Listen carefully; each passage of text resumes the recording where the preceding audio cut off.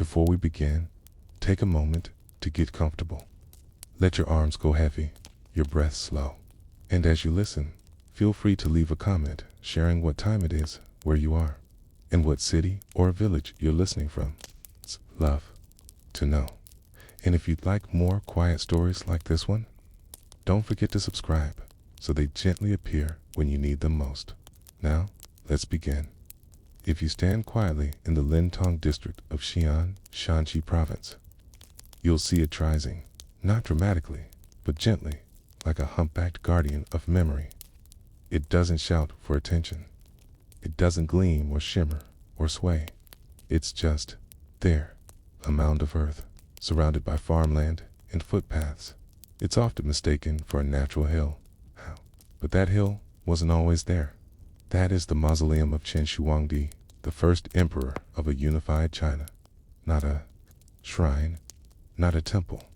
A mountain made by human hands. It's built not for the living, but for a man who believed his death was merely a pause in his rule. It's easy to forget that this hill, this sealed burial chamber, never opened, never disturbed, was once a construction site louder than any city street. There were cranes of ancient design, pulleys pulled by muscle and command, stone cut and hauled, sand shifted, and timber stacked. You might imagine workers walking uphill every day, not knowing they were building the most controversial tomb in history, a tomb so sacred or so dangerous that it remains sealed to this day. And this is where our story begins. Before the empire. Before the tomb, the man buried within this artificial hill was once called Yang Zhang. He was born in 259 BCE during a time when China was not a nation, but a battlefield or web of competing states, its kingdoms and territories constantly tearing at each other. Zheng became king of Qin at just 13 years old. Not emperor yet, just king of a region that was feared more than respected. The kingdom of Qin was considered crude, militaristic, and unsophisticated compared to its rivals. And yet, under Zheng's rule, it would become the force that unified all of China. He declared himself Qin Shi Huang, first August emperor of Qin in 221 BCE. After conquering 6 rival kingdoms and stitching together a nation through force, law, and unrelenting standardization. It's no surprise, then, that a man obsessed with permanence would begin designing his tomb before his empire was even complete. The mausoleum project began the moment he became king, not emperor, but king, years before anyone knew what he would accomplish. Imagine that, a teenage monarch, already planning the architecture of his eternity. A workforce that vanished. The ancient historian Sima Qian, writing about a century after Qin Shi Huang's reign, gives us the first written glimpse into the tomb's creation. According to his account, over 700,000 laborers were conscripted to build the complex. That number may seem exaggerated, and perhaps it is, but archaeologists do believe that hundreds of thousands of workers, artisans, soldiers, and slaves participated in its creation over nearly 4 decades. What's curious is that we have records of their arrival. We know they came from across the newly unified empire. Pottery shards at the site bear inscriptions from various regions, and written orders recovered from nearby garrisons show worker allocations, but we don't have many records of their return. Most of the workers never left. Some died of exhaustion. Others were buried in cave-ins or fell ill in the claustrophobic underground tunnels. But the most enduring legend is that many were sealed inside deliberately so they could not reveal the tomb's secrets. Was that true? Did the emperor really bury his architects with him? Some historians believe this was likely an exaggeration and echo of Egyptian or Mesopotamian practices. But we do know that many tombs of Chinese nobility in that era had inner chambers filled with servants, concubines, and guards who were either killed or entombed alive. It would not have been out of character for the first emperor, and so the hill began to rise, layer by layer, over decades. a structure taller than any other burial mound in Chinese history. What lies beneath is not a single coffin, but a subterranean palesa, city-sized underground complex, whose full size has never been mapped. The design of the undiscovered modern scientists have tried to peer inside. Ground-penetrating radar has revealed strange, geometric shapes, chambers, quarters, even large voids that might be water features or traps, but no one has entered.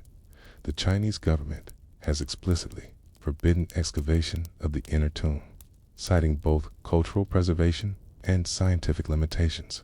According to Sima Qian, the emperor ordered that the inner chamber be filled with rivers of mercury, meant to simulate the geography of his empire. The mountains of the north, the T's, the rivers of the east, the deserts of the west, all recreated in miniature beneath the earth, with mercury flowing like liquid silver across artificial landscapes.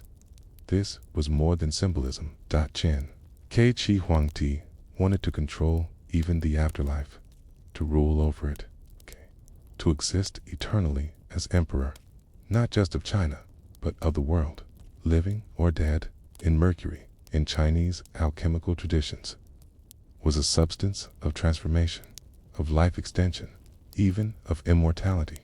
Ironically, he may have died from ingesting it. His court doctors prescribed mercury pills to prolong life. He died at age 49, and yet, perhaps in his eyes, that was not death. That was merely the transfer of his rule downward, the tomb of deliberate silence. If you walk the grounds today, you'll find the famed terracotta army, thousands of life-size clay soldiers arranged in battle formation, meant to protect the emperor in death. But that is not the tomb. The army is 1.5 kilometers east of the main mound. They were guardians of the perimeter, meant to be seen, never meant to be unearthed. They were discovered in 1974 by farmers digging a well. The main tomb itself, the massive hill, has never been opened, not because no one knows how, but because no one knows what will happen if we do. Chinese scientists have confirmed that the mercury levels in the soil around the tomb are abnormally high, some 100 times the natural level. The longer the tomb remains sealed, the more stable these levels seem. Would opening the tomb release toxic mercury vapor? Could it damage the ancient paint and fabrics inside through exposure to air? Could it collapse chambers designed to be airtight for eternity? These are not superstitions. These are real archaeological concerns. But beneath these lies a simpler question. Do we have the right? You listen and imagine the silence beneath that artificial hill, beneath the farmland and footpaths. Ask yourself, what kind of man builds a mountain to hide from history? And why, after more than 2,000 years, is that mountain still holding its breath? The soil around the tomb of Qin Shi Huang does not behave like ordinary earth. It carries a strange, heavy trace. In the early 2000s, Chinese researchers tested samples from around the mound, the hill that was never a hillland. What they found was quietly astonishing. Mercury, not in droplets, not in flakes, but diffused throughout the earth, concentrated at levels hundreds of times higher than naturally occurring deposits. A presence that lingers even now. Some believe it's the result of industrial pollution drifting from the modern world, but others, including the earliest texts from Chinese antiquity, suggest something far older, that rivers of mercury were poured into the tomb itself as part of a celestial map. Sima Qian, the Han Dynasty historian, described how the emperor's burial chamber was an elaborate model of the world he ruled. Above the ceiling, the stars; below the feet, a map of his empire. But more than just maps, this was to be a functioning kingdom below ground, complete with mechanical crossbows and flowing rivers of liquid mercury, meant to mimic the Yangtze, the Yellow River, and even the great oceans surrounding the known world. To create this, ancient engineers would have had to mine, distill, and melt mercury in industrial quantities, no small feat in the 3rd century BCE. Yet, the Qin were known for such feats. They built thousands of miles of road, walls, canals, nearly infrastructure in an effort to connect their newly unified territories. Standardized weights, coins, and even axle lengths ensured that carts fit perfectly into state-built roads. So, is it truly surprising that they could build a model of their world under a mound of earth? Not really. Surprises that it's still there, untouched, undisturbed, and perhaps, for now, unreachable. The unknown within. What would you find if you opened the tomb? That question has tormented archaeologists and historians for decades. Unlike Egypt's Valley of the Kings, where tombs were carved into the cliffs and often raided within generations, Qin Shi Huang's mausoleum was sealed entirely beneath the earth. There is no stone doorway, no ceremonial arch, no visible staircase descending into the ground.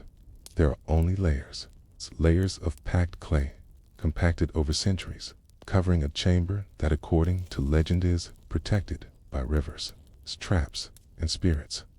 The Chinese authorities have been clear. The tomb will not be opened until they are confident it can be preserved properly, because one breath of modern air could destroy what lies inside. Cane may disintegrate, silk may crumble, organic materials could vanish into dust within hours. You may wonder how we know this. In 1987, scientists in Xi'an began to study some of the terracotta warriors more closely. While the statues themselves had been buried since roughly 210 BCE, when exposed to air, many of their original features vanished rapidly. Traces of bright pigments, reds, purples, and greens, oxidized and flaked away. It was later discovered that the statues were originally painted in rich detail, then lacquered. But within minutes of excavation, the lacquer cracked, the colors faded, and the illusion was lost. This was a warning. If the outer army, long separated from the tomb, reacts this way, what might happen if the central burial chamber was exposed? Traps, crossbows, and alchemical curses, according to Sima Qian. Qin Shi Huang didn't just want to simulate his empire, he wanted to protect it. In his writings, he claims that the tomb was filled with traps designed to thwart grave robbers, mechanical crossbows triggered by pressure plates, rooms sealed by weighted doors, pathways that appeared to be straight but curved endlessly, secret chambers designed to entomb the curious. Some scholars doubt whether such mechanisms could truly survive to millennia underground, but others suggest the real trap is not mechanical. It's chemical. Mercury is volatile. It releases toxic vapor over time. The mere act of cracking open a chamber so saturated could expose workers to dangerous levels of mercury gas. And if these stories are to be believed, the engineers who created this environment were not building a tomb.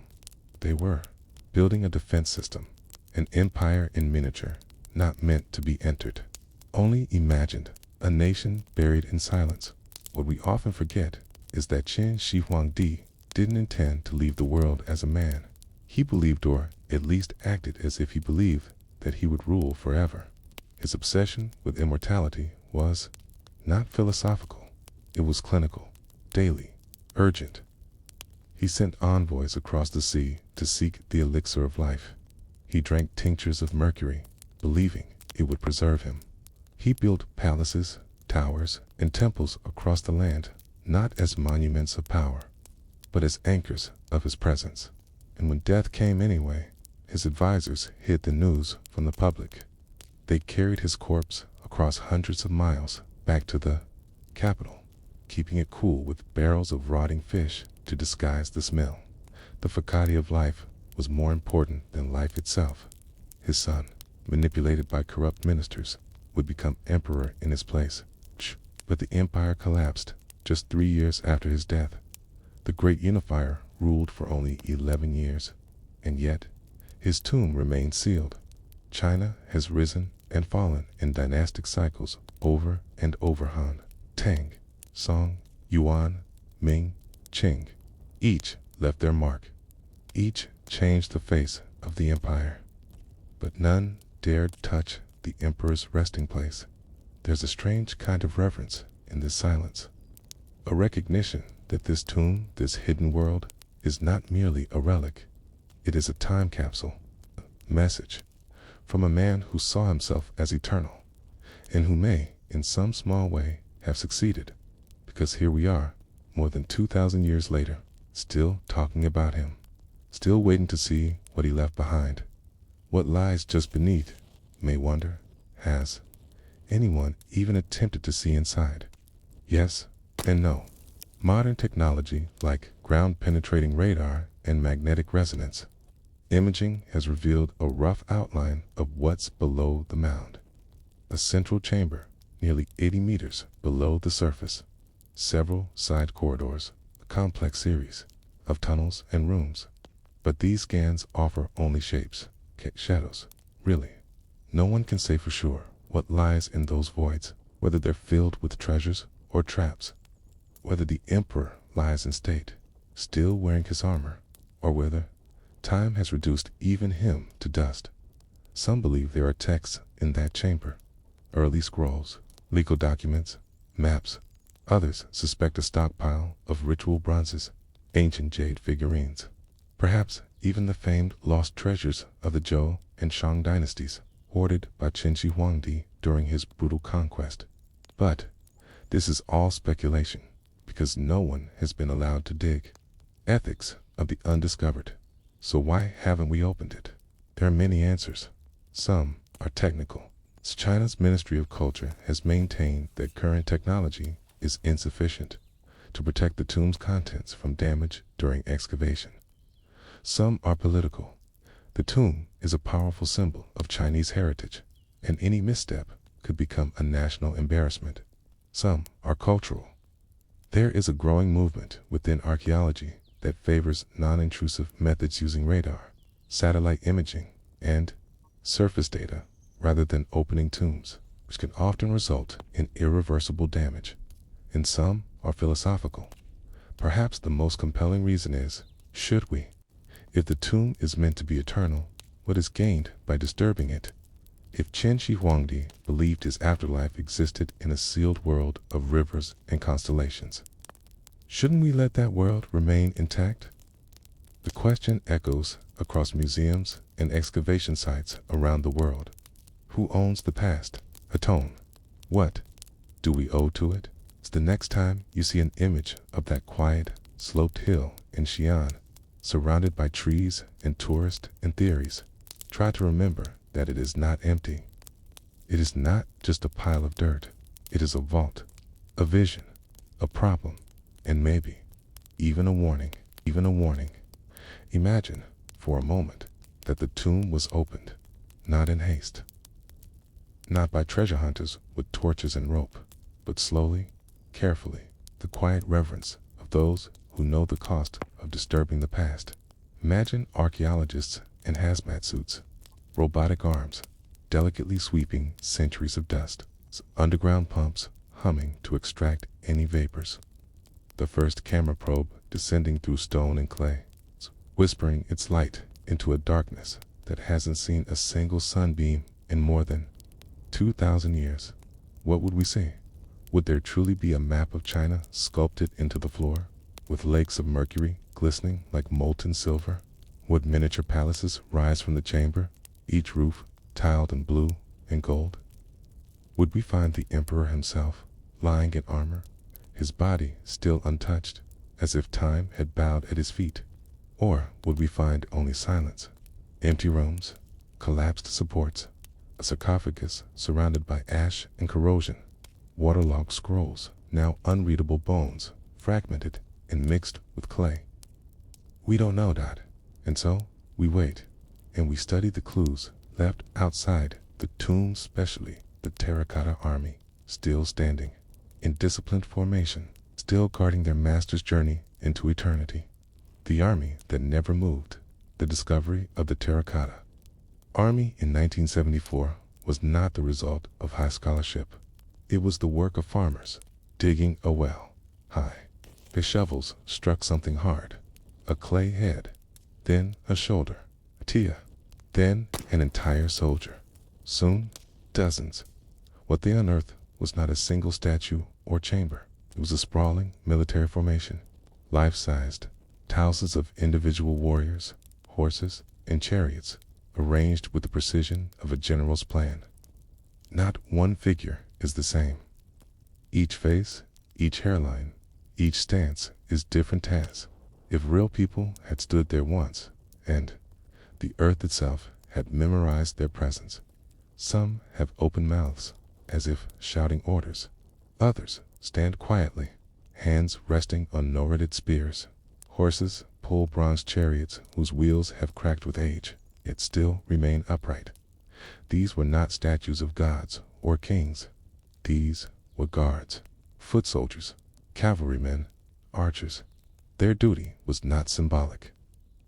They were meant to protect the emperor in the afterlife with the same loyalty they would have shown him in life. But here's the strange thing. This army was buried in separate pits outside the main tomb. None of the soldiers faced the central mound. Their backs are to it, their gaze turned outward, ever vigilant. The emperor, it seems, did not trust even death to be quiet. He buried himself with an army. The workers who never left there is another theory. It's one less beautiful, it's more human. It's believed that many of the workers who built the tomb never left. It's not because they chose to remain in reverence, but because they were sealed inside. Qin Shi Huang was known for harsh rule. Under his reign, books were burned, scholars were buried, and dissent was crushed. He unified China through iron, not ink. And those who built his tomb may have paid the final price for knowing too much. Historical records suggest that after the tomb was completed, many craftsmen were locked inside to prevent them from sharing its secrets. Stone doors slid into place. Chambers were sealed with clay and fire. The air would have run out quickly. Silence would have fallen faster. We do not know their names. We do not know their stories. But beneath that earthen mound, somewhere beyond the layers of mercury and myth, lie the bones of the very men who made history forgotten so that the emperor might be remembered forever. What modern science Canaan can tell.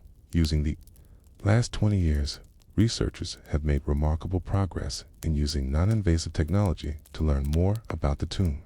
Ground-penetrating radar has mapped what appears to be a central chamber, surrounded by perimeter rooms, perhaps storerooms, perhaps traps. Magnetic surveys have detected strange anomalies, possibly concentrations of metal or liquid pools, or simply gaps in the earth. Seismic readings suggest that certain areas may have collapsed or shifted. This raises serious concerns. If the tomb is opened carelessly, or even if it's left untouched for too long, it might collapse under its own weight. It's a 17-meter high mound of earth presses down on those chambers, day and night, year after year. There are even suggestions of a possible chamber beneath the chamber of deeper vault. Perhaps the emperor lies not where we expect him to, but further down, shielded not just by dirt and stone, but by misdirection. And so, the tomb remains sealed, not out of fear or superstition, but out of respect for what it is and what it still hides. Why some say it should never be opened among historians. There's a growing camp that believes the tomb should never be opened, that it is, in its own way, perfect. A time capsule left by a man obsessed with eternity. A monument to both his power and his paranoia. A message sent into the future not to be answered, only preserved. They argue that to open it would be to destroy something irreplaceable. Not just artifacts or architecture, but an entire vision of how one man saw life, death, and legacy. The tomb is not a container, it's the message itself.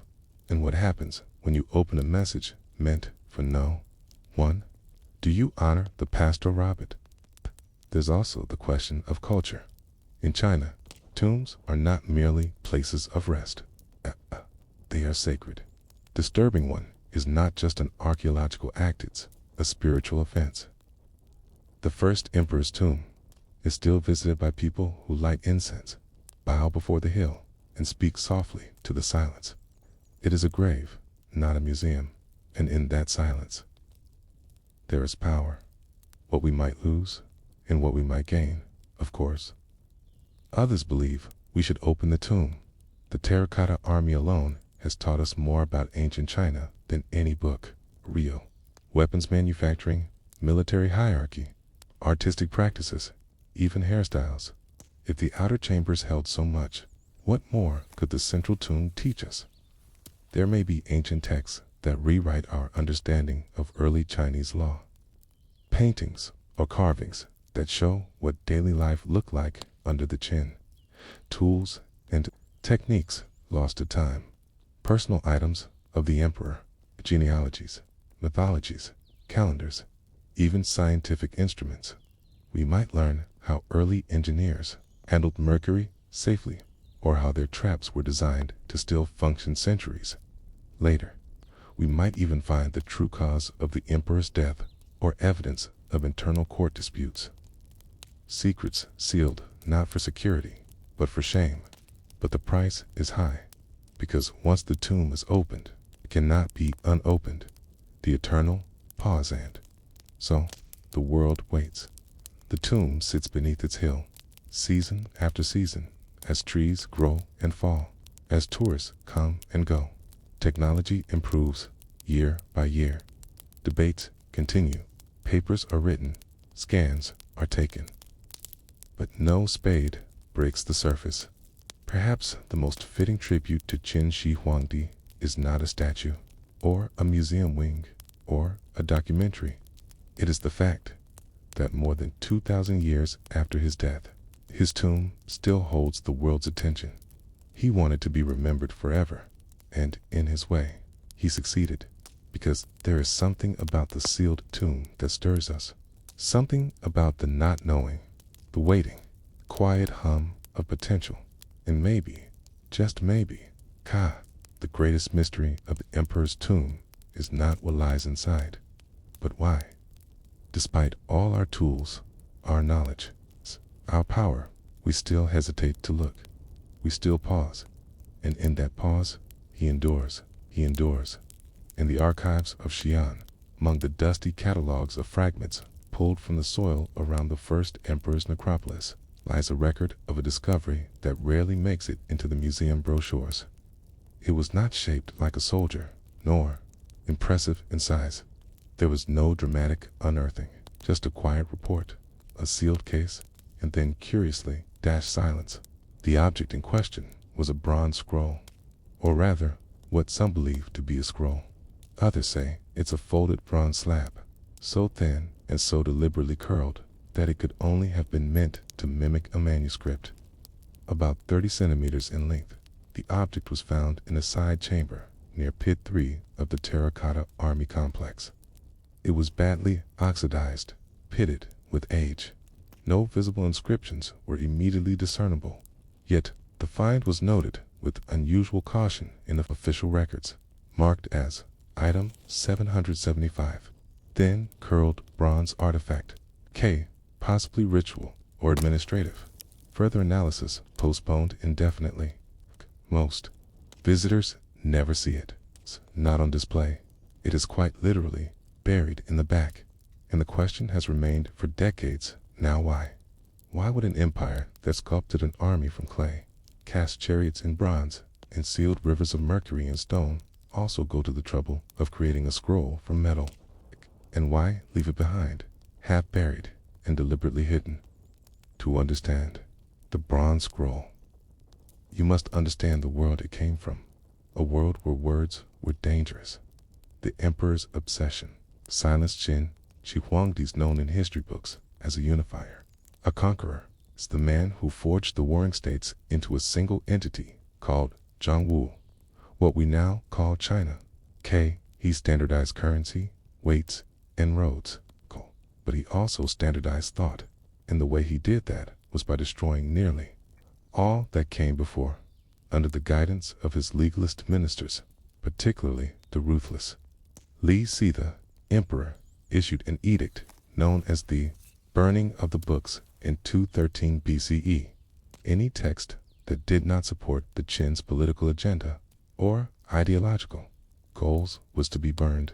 Philosophers, particularly Confucians, were targeted. Historical records were rewritten, libraries were emptied, and those who resisted were punished, according to the records of the grand historian. Over 400 scholars were buried alive. Others were branded or exiled.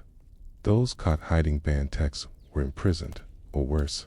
Knowledge itself became contraband, but the Qin court was not foolish.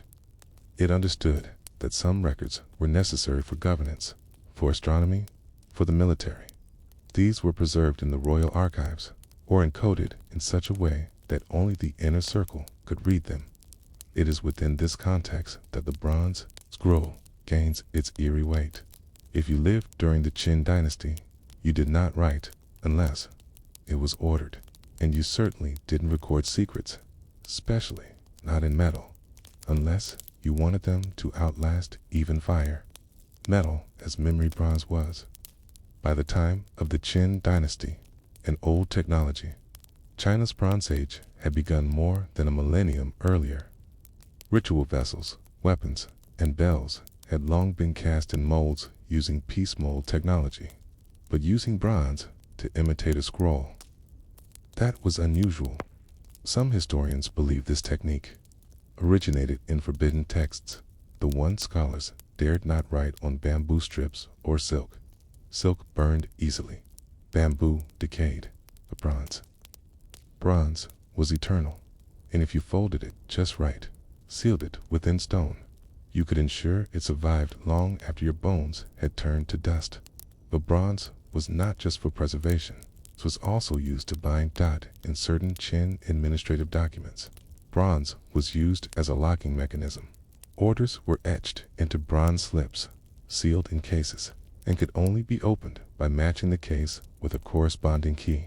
It's often held by a military officer or minister.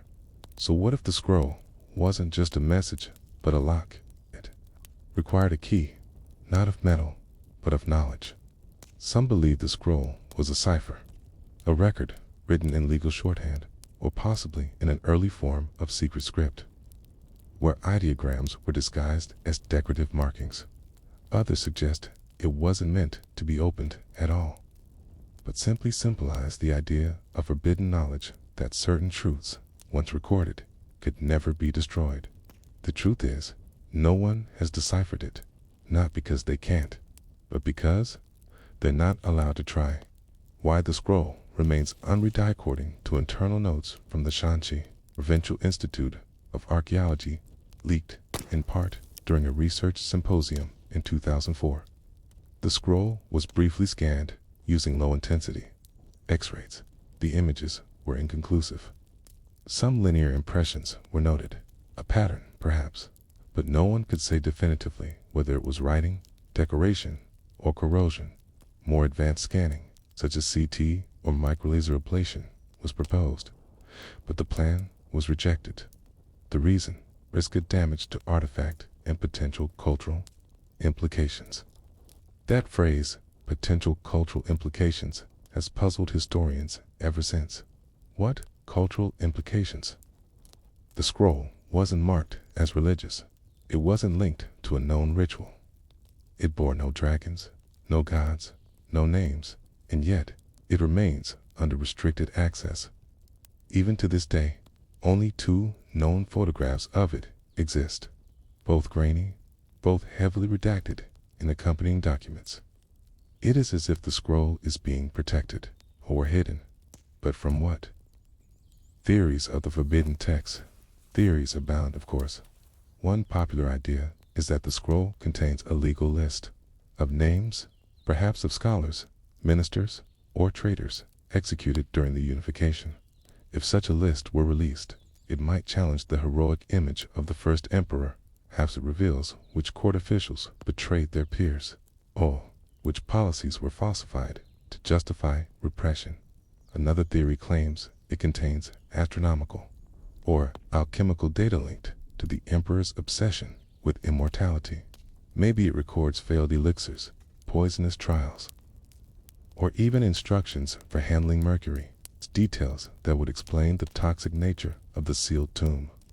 More conspiratorial minds suggest it's a philosophical manifesto written by a dissident and smuggled into the burial complex as a final act of defiance.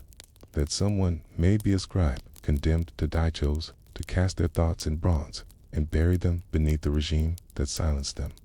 A whisper of rebellion, thought that refused to die. Of course, we can't know, because we haven't opened it, and so it waits beneath soft museum lighting, inside a climate-controlled drawer. An unread book, locked for millennia. A sentence begun in bronze that no one dares to finish. What would it say if we finally heard it? What does a whisper from 2,000 years ago sound like, and more haunting still? Would we understand it at all?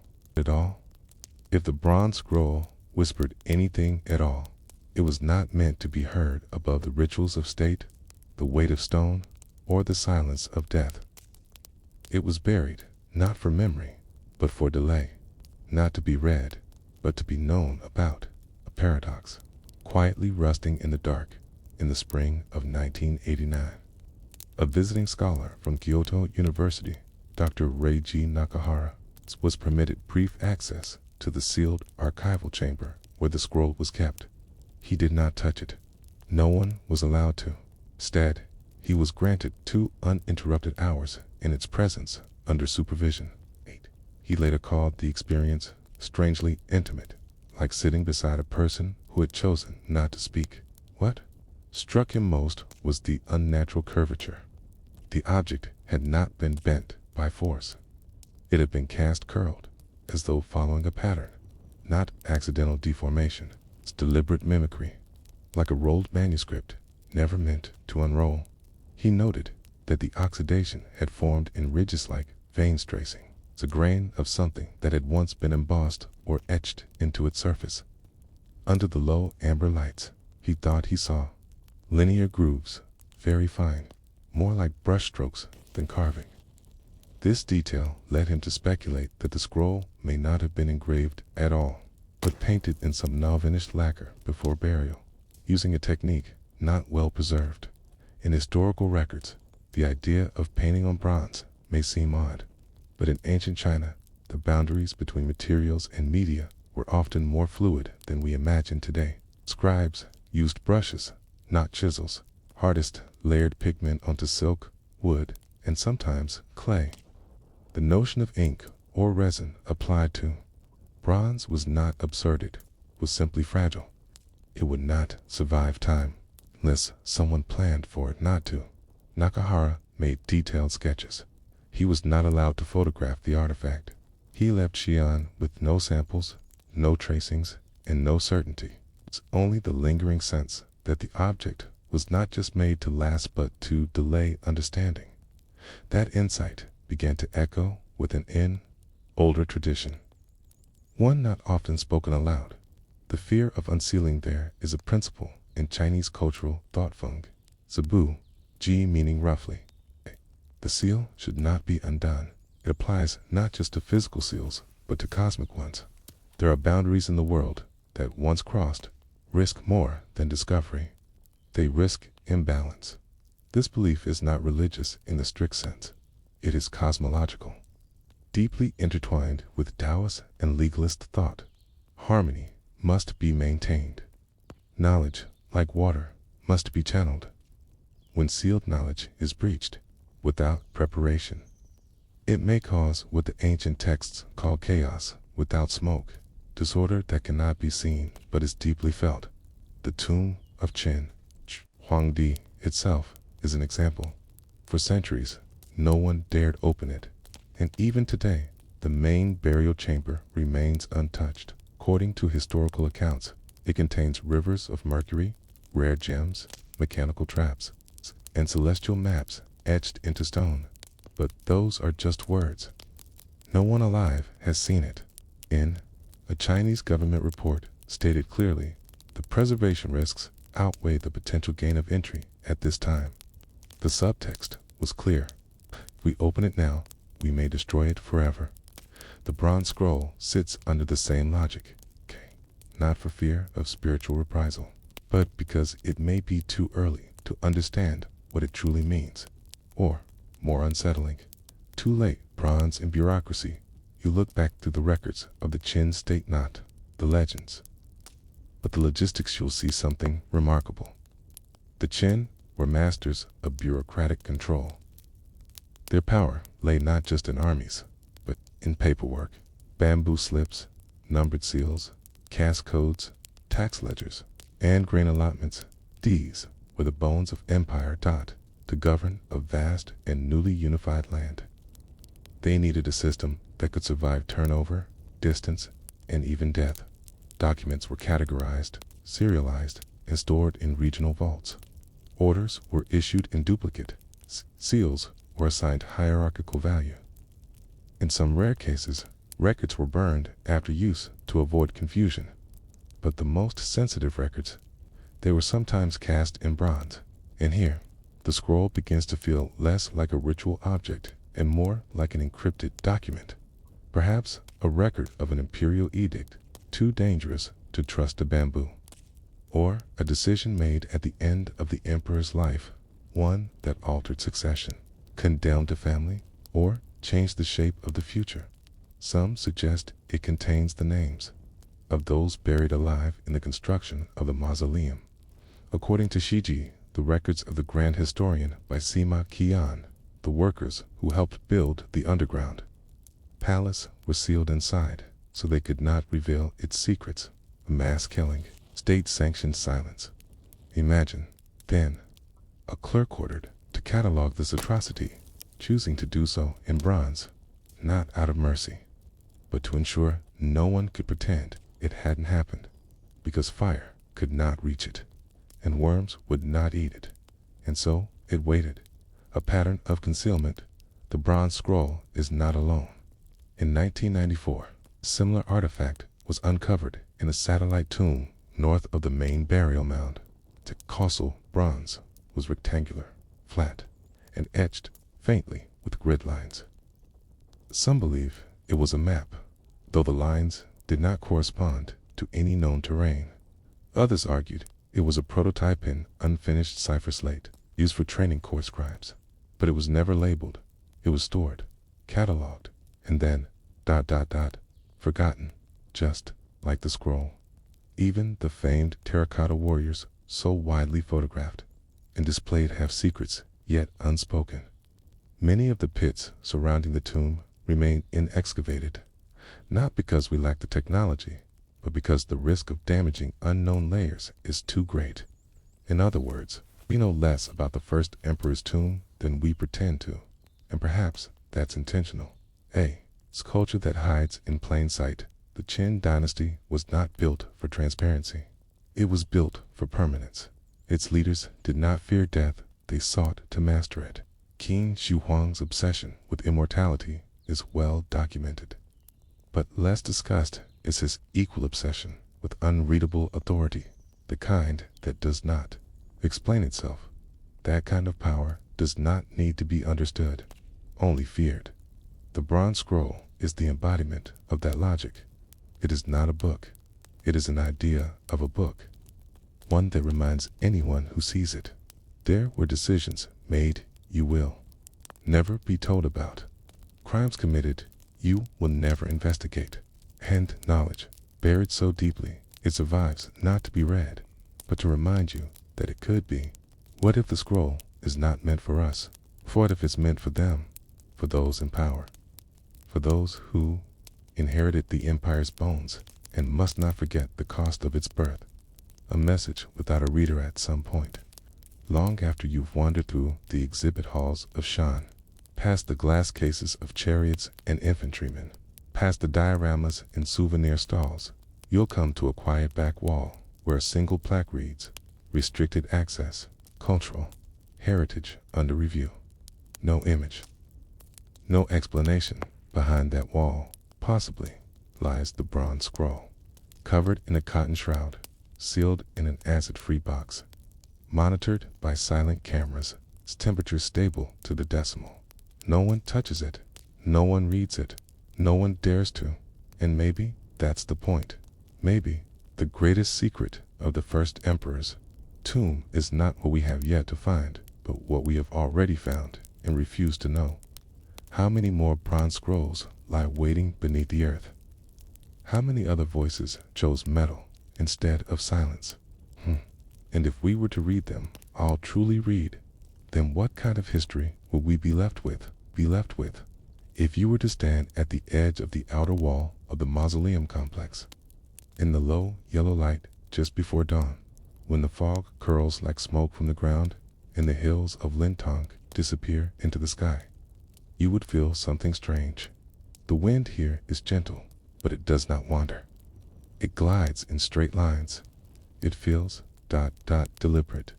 This land, where the first emperor of China, Qin Shi Huang was buried over 2,000 years ago, is not just a resting place. 'Tis an archive of intentions, of silence, of decisions made and then hidden not by oversight, but with precision. The bronze scrolled and unread was not an afterthought. It was one of the last artifacts lowered into the earth before the tomb was sealed. And even now, there are those who watch over it. Not guards, not archaeologists, a people who are rarely spoken about in any official capacity. They do not appear in government press releases. They are never quoted in academic papers. And yet, in Xi'an and in a few academic circles beyond, they are known simply as the Quiet Recorders. The Quiet Recorders, this name, half myth and half respectful nickname, refers to a rotating group of scholars, caretakers, and heritage conservators who have worked for decades, sometimes lifetimes, connected to the mausoleum site. Their job is not to excavate, not to interpret, but to observe, catalog, and protect knowledge that has not yet been revealed. The scroll lies within their purview, and what makes them unique is that they do not agitate for its unsealing. They believe, in quiet consensus, that not all history should be read before it's ready. Their philosophy is not rooted in mysticism or superstition. Most of them are trained scientists, but they subscribe to a kind of temporal ethical belief that premature exposure of certain truths can distort rather than illuminate. It's not that the scroll is cursed. It's that opening it without understanding why it was sealed could erase its meaning entirely. And so, it rests in a humidity-controlled chamber, a small white placard affixed to its case. The placard doesn't say, "Do not open." It says, "Chronological preservation, final access pending," a phrase as bureaucratic as it is absolute. What we do know, despite never unrolling it. There are things the Quiet Recorders have observed over time, microabrasions, data drawn from indirect scanning. Metal composition. The bronze alloy used is slightly different from that of other funerary items. T includes a trace amount of chromium, an unusual element in Chinese metallurgy of that period. Chromium oxide forms a passive layer that slows corrosion. This suggests a conscious effort to delay degradation. Sealing resin at the edges of the scroll. Where the curl begins, there are hardened traces of a dark substance. Analysis shows it is likely a resin derived from lacquer tree sap, similar to what was used in high-status documents in luxury woodwork. This lacquer was applied after the scroll was formed, indicating a final step designed not to decorate, but to seal. Its orientation. Mark. On one side, near the base of the curl, there is a single raised dot, barely perceptible. Some believe it served as an indexing mark, meant to align the scroll in a certain way during placement or perhaps reading. This suggests that the scroll may not have been meant for complete unrolling at all. Perhaps just one part was ever meant to be revealed, and finally, burial coordinates. Based on historical maps and excavation records, the scroll was not interred within the central chamber. It was buried beside the emperor's tomb, not directly adjacent to the terracotta army pits, but near what archaeologists refer to as the inner court patha, ceremonial corridor once used during the emperor's lifetime for official processions. This corridor, when traced underground, leads not to the throne room, but to the imperial archive, which raises a question. Was the scroll buried beside the emperor as a relic of statecraft? Or was it placed there to be found by those who would eventually rule? Time capsules and warnings. China is not unique in its burial of knowledge. In other parts of the world, they have found messages intentionally left behind not for the people of the present, but for the future. Time capsules, tombs, sealed scrolls, stone inscriptions. Some warn, others instruct. A few simply mourn. But the Qin scroll is peculiar in that it does none of these things. It does not display itself. It does not offer help. And yet, it is too carefully made to be dismissed as ceremonial. Waistati is a record, certainly, but perhaps a record of something no one had the authority to remember out loud. For centuries, rumors surrounded the emperor's obsession with immortality, that he feared death so much he sent thousands across oceans to find the elixir of life, that he died not in glory, but in confusion and pain, poisoned by mercury pills meant to preserve him. If that were true, imagine the dilemma for the court recorders. The Son of Heaven, fallen not in battle or ceremony, but in delusion. How would one write such a death? Perhaps not on bamboo, perhaps not at all, unless, there was a metal scroll, cast silently, etched with care, sealed and buried, not with the body, but beside it, waiting. What might it say? Speculation, of course, is a dangerous slope. Let us entertain what the scroll might contain, not fanciful tales, but possibilities grounded in context. It could be a retraction, an edict that was issued and then rescinded before death. A law or reform the emperor regretted and ordered stricken from the record. It could be a confession, not moral, but political. A record of enemies eliminated, plots, real or imagined, and executions carried out without process. It could be a correction, a statement of succession. Some scholars believe the emperor's son was not the rightful heir. Perhaps the scroll contains the name of someone else. It could be a map, not of territory, but of intent. A diagram of future plans for the empire's city foundations, tax routes, storage vaults that were never implemented due to his sudden death. Or it could be an apology from the emperor. Unlikely, but perhaps from a minister or scribe. A final act of conscience, cast in bronze. None of these would change the known facts of the Qin dynasty's collapse, but they would shade it differently, offer a texture we've never fully grasped. And that may be why the scroll remains sealed, because to know what it says might rewrite not only what happened, but why it mattered. The present tense of ancient history in today's China. The scroll occupies a quiet place in public memory. It is referenced in a few documentaries, listed in a few academic footnotes, but it is not famous. It does not circulate as widely as the Terracotta Army or the legend of the burning of the books, and yet sits at the center of a growing conversation about the ethics of discovery, of how we treat the unexamined, and whether we're always prepared for the truths we claim to seek. In 2023, the Institute of Archaeology in Beijing reaffirmed its position that the scroll should not be unsealed until a complete, native, 3D scan can guarantee no surface loss. Translation framework for ancient Qin script variants has been fully stabilized. A cultural ethics board is assembled with representatives from archaeology, linguistics, philosophy, and heritage conservation. Until then, the scroll will rest, not ignored, not feared, but respected. A final thought: what do you do with the truth you are not yet ready to hold? Do you hide it? Do you destroy it? Or do you cast it in metal and leave it in the ground, not for yourself, not even for your children, but for some stranger long after you, who might read it with eyes that do not tremble? In the case of the first emperor's scroll, the answer is clear. You let it wait. And so, it waits still. It waits still.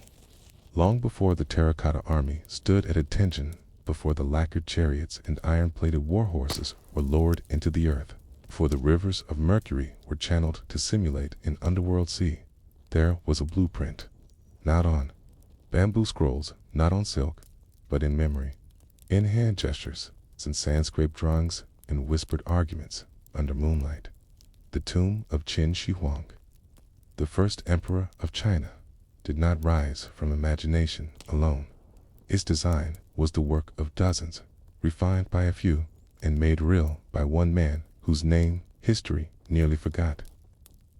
A man who understood stone better than scripture, clay better than rank, and silence better than praise.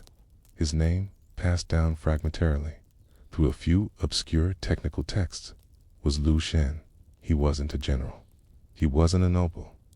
He didn't dine with ministers or study at the Imperial Academy, but he knew how to build things that didn't fall down, and that was enough to place him near the center of the most ambitious mortuary project the world had ever seen. The clay beneath the clay, the ground chosen for the emperor's resting place, was deceptive to the naked eye.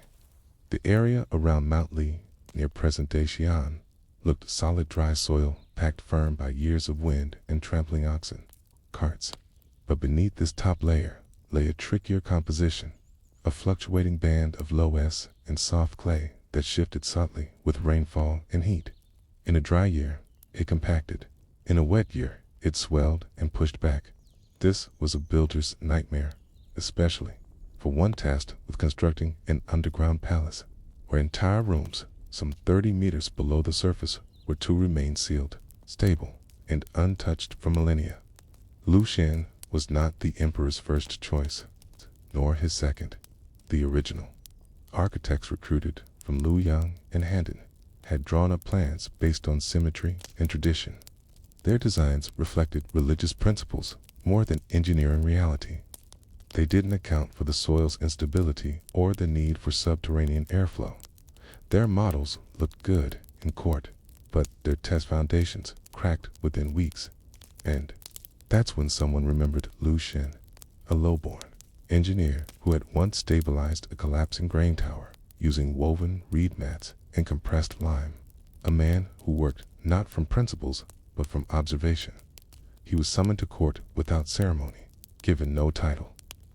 Only a question: could the tomb be built in this earth and never fall? His answer was quiet. Yes, but not how you think. A different kind of design. Lu Xun's method was unusual. He did not begin with a plan. He began with a test pit. In the cold of winter, he and a few laborers dug a shaft just deep enough to reach the variable clay. They lined it with dry bricks and waited. Over the next 5 months, they returned daily. Some days, the walls bowed inward. Some days, outward. Some weeks, nothing changed at all. Lu Xun logged it all. Not on parchment, but on wooden tally boards, each with a sequence of notches, each notch representing a shift in pressure or weight. From this, he built a mental map of the ground's memory. Not just where it was solid, but where it wanted to move. Then, using a technique borrowed from ancient river damming, he proposed something radical. Instead of resisting the soil's movement, the tomb should float within it, like a boat, like a lunk. The foundations, he suggested, should be layered brick, reed, stone, then clay again, so that the structure could shift microscopically without cracking. The walls should not be straight, but gently bowed to distribute weight. Ventilation shafts should be cut in such a way that air could rise and fall naturally with the heat of day and night to the court. It sounded like madness, but the emperor, nearing the end of his life and desperate to finish his eternal dwelling, gave permission. Lu Xun's design was accepted. Construction began, and for a time worked.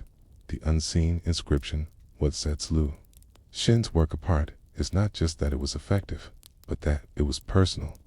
He did not believe he was merely building a tomb. He believed he was building a message. Years later, when one of the tomb's lateral tunnels was cleared in a limited archaeological survey. Single brick was removed from a sub-foundation layer. It bore no imperial mark, no dynastic seal. Instead, it carried a barely visible sequence of engraved dots and lines arranged in a circle, with 3 broken strokes pointing outward. For decades, the mark was dismissed as decorative. Then, in 2006, comparative study of early Chinese mathematical notations suggested it was a pressure equation, a crude calculation of lateral load based on soil moisture. In other words, engineering log etched into brick, buried deep where only someone repairing the tomb's base might ever see it. It was Lu Shen's way of speaking to the future, not to be praised, but to be understood. The emperor's reaction at first. The emperor was pleased. The chambers held.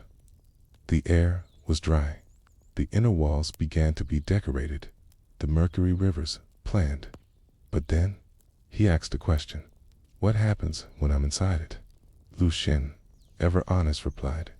Then it will settle, Majesty. As your body settles, that is the nature of balance. The emperor frowned. I wanted to stay perfect forever, Lu Shen said nothing. To be perfect forever was to deny movement, deny time, deny the earth itself. He knew what that meant, but the emperor was not asking. He was declaring. And so, with increasing urgency, Lu Shen was ordered to make change, rigidify the walls, reinforce the ceilings, eliminate ventilation shafts that might breathe. In other words, to destroy the very principles that had kept the tomb alive. Lu Shen objected, quietly, respectfully, but in Qin court, objection was a dangerous form of loyalty. Vanishing from the record within a year, Lu Shen's name disappeared from the construction rolls. His assistants were reassigned. The bricks bearing his seal ceased to appear in new sections. He was not executed. That would have made him a martyr. He was simply unwritten.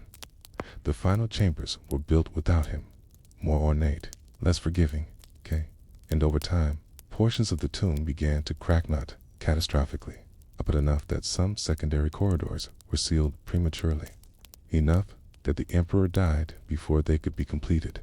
It's said Lu Shen was last seen walking west, toward the Wei River, with only a small toolkit and a wrapped brick under his arm. A local legend ever confirmed claims that near an old stone bridge outside of Fengshan County, a marker stone bears the words, "This structure moves, so it survives." Whether it is his work or someone else's is unknown, but the philosophy is clear. The legacy of flexibility. Modern engineers studying the tomb structure continue to marvel at the earliest sections. Some sub-foundation chambers remain astonishingly intact despite 2,000 years of tectonic shifts and rainfall, whereas some later chambers closer to the center built after Lu Shen's departure show warping, saturation, and collapse. The difference is not artistry, it is philosophy. Lu Shen believes structures should breathe, not just endure. That time was a material. In that building, something to last forever required accepting that forever is not stillness, but constant change. It's a lesson we forget easily in our desire for permanence. We often force rigidity, but the tomb of Qin Shi Huang still stands. And beneath it, deep in the bricks no one sees, the engineer's whisper may still echo. Let it move, and it will remain, The mausoleum site at Mount Li stretches beneath a quiet countryside that today bears little resemblance to the volcanic center of ambition it once was. Back when the project was still in motion, when the ground trembled under thousands of laborers' feet and the wind whistled through half-finished shafts, the air around the complex was tense and strangely hushed. People whispered more than they spoke. Orders were given without shouting. Closer one got to the tomb's central axis, the more the atmosphere seemed to shift. There was awe, yes, but also fatigue, and perhaps a thin, cold layer of fear at the heart of it all. The very design that once protected the tomb's integrity began to change. Lu Xin's exit quiet, deliberate, was not simply the removal of an engineer. It marked the point at which the tomb ceased to be a living thing and became a frozen one. The differences in the structure between the early and later phases can still be inferred from the archaeological remains, even if the tomb itself has not yet been fully excavated. Let us examine those changes. The wall, inside one of the last sections Lu Xin supervised, was the northern chamber, just off what archaeologists believe was the model of the Imperial Audience Hall. This chamber, now sealed behind tons of earth, was designed with an unusual feature, a corridor just beneath the floor, in east to west, partially hollow and lined with perforated clay tiles. It was not a drainage duct, nor a storage tunnel, according to notes found in Qin construction records, not from the tomb site itself, but from military fortresses built using similar techniques. These hollow corridors acted like bellows. As the temperature shifted from day to night, the air inside would expand and contract, creating a low-pressure system that slowly moved stale air out of the chamber through concealed vents high up on the walls. This was Lu Xin's design. Breathing chambers buried under meters of earth. Most structures of that era were focused on withstanding weight. They focused on preventing collapse. But Lu Xin had recognized another truth, that a tomb wasn't only threatened from above, could die from within. Air stagnation in sealed spaces leads to condensation. And condensation, over time, is a silent killer. It rots wooden scaffolding, dissolves lacquer, and invites fungus. In a tomb filled with intricate artifacts, moisture was the greatest enemy, not time. His solution: let the tomb breathe. Let it exhale at dusk and inhale by dawn. Later builders, seeking tighter seals and greater permanence, blocked these corridors, not out of ignorance, but obedience. A sealed tomb, they believed, better protected the emperor from malevolent spirits. They equated breath with vulnerability. They forgot that the earth itself breathes, and when breath is suppressed, pressure builds. The art of disappearing. Lu Xin never returned to the capital. No record of his trial or exile exists, suggesting that he was not formally condemned. With Qin bureaucracy, with its rigid systems and thousands of clerks, could erase a man without violence. They could render him irrelevant simply by halting the copying of his name. It was death by omission, but traces of his presence linger in the margins of other projects. A small dam built in the early Han Dynasty, attributed vaguely to the elder, from the western counties, used the same soil compacting techniques and was aligned not with the terrain, but with the prevailing wind. A watchtower blueprint found in the ruins of a military outpost near the Gansu corridor shows similar hollow floor corridors with airflow notations. In both cases, the designs were credited to military engineers, not civilians. It's possible that Lu Xin, having been removed from court, found refuge among frontier builders, working anonymously. His knowledge passed through conversation and copied sketches rather than official decrees. That, perhaps, was his quiet revenge, to let his ideas live, even as his name faded. The men who buried the chambers, workers who completed the mausoleum after Lu Xin's departure, were not the same artisans who began it. In the early years of the project, the emperor recruited craftspeople from all over the Qin Empire, masons from Ba, bronze workers from Kutch, and lacquer masters from distant Wu. They were artists, but in the final phase, as the emperor's health declined, the labor shifted from artistry to urgency. Convicts and conscripts replaced artisans. The goal was no longer to build wisely, but to finish. This shift in labor brought with it a change in philosophy. Workers filled in air shafts with rammed earth. They bricked up lateral tunnels, not with measured kill-fired blocks, but with rough stone and haste. The central dome, meant to mimic the night sky with constellations and precious gems, was rushed. Sections were left unpolished. and some star positions were out of alignment with the known astronomical records. It was no longer a palace of the afterlife. It had become a race against death. And when the emperor finally passed reportedly after drinking an elixir of immortality containing mercury, the final acts of sealing the tomb were carried out, according to Sima Qian's records of the grand historian. Once the tomb was complete, artisans and laborers who knew its layout were sealed inside. Some modern historians debate the truth of that account, but whether metaphor or reality, the meaning is clear. The Qin dynasty wanted secrecy, not legacy. It was not enough to build a perfect tomb. It had to remain undisturbed forever. The chambers that remain undisturbed to this day. The central tomb of Qin Shi Huang remains sealed. Archaeologists have uncovered the surrounding complex: the soldiers, the stables, the acrobats, the bronze birds. They've mapped tunnels and measured anomalies in the Earth's magnetic field. But the inner burial mound has never been opened. Why? Because readings suggest that the soil above the tomb contains high levels of mercury far beyond natural concentrations. Ancient texts, including Sima Qian's, speak of rivers of mercury flowing through the tomb to mimic China's great waterways. Some have dismissed this as symbolic language, but scientific surveys using remote sensing and gas chromatography have confirmed mercury vapor above the tomb. If the ancient accounts are true, Lu Xin's breathing chambers may have been part of a larger environmental system, one designed not only to preserve the tomb, but to contain something deadly. His departure, then, becomes more than political. It becomes ethical. Did he resist, not merely because he disagreed with architectural decisions, but because he feared the consequences of mercury entombment? Did he worry about what would happen if the chamber was opened too soon or never? The silence of the tomb may be the echo of that concern. The quiet legacy. We remember emperors by their conquests. We remember generals by their battles. But we rarely remember the builders, the ones who measured the soil, placed the first brick, and adjusted for wind. Lu Xun did not conquer kingdoms. He negotiated with clay. He did not write laws.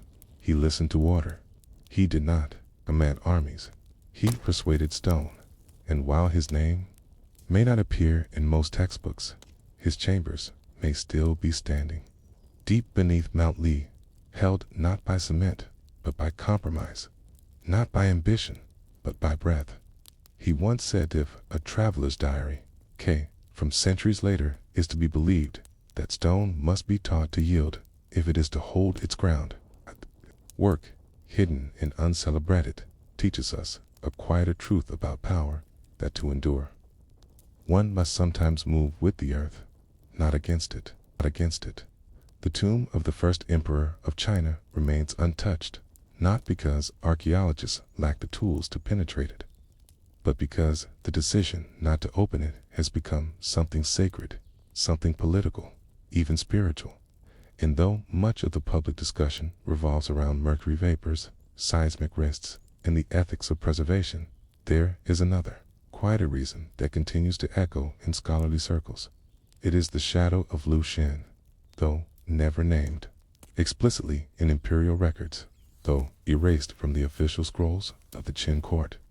His fingerprints remain embedded in the logic of the tomb's earliest construction. He was the whisper behind the walls that still stand, the draft in the corridor that does not collapse.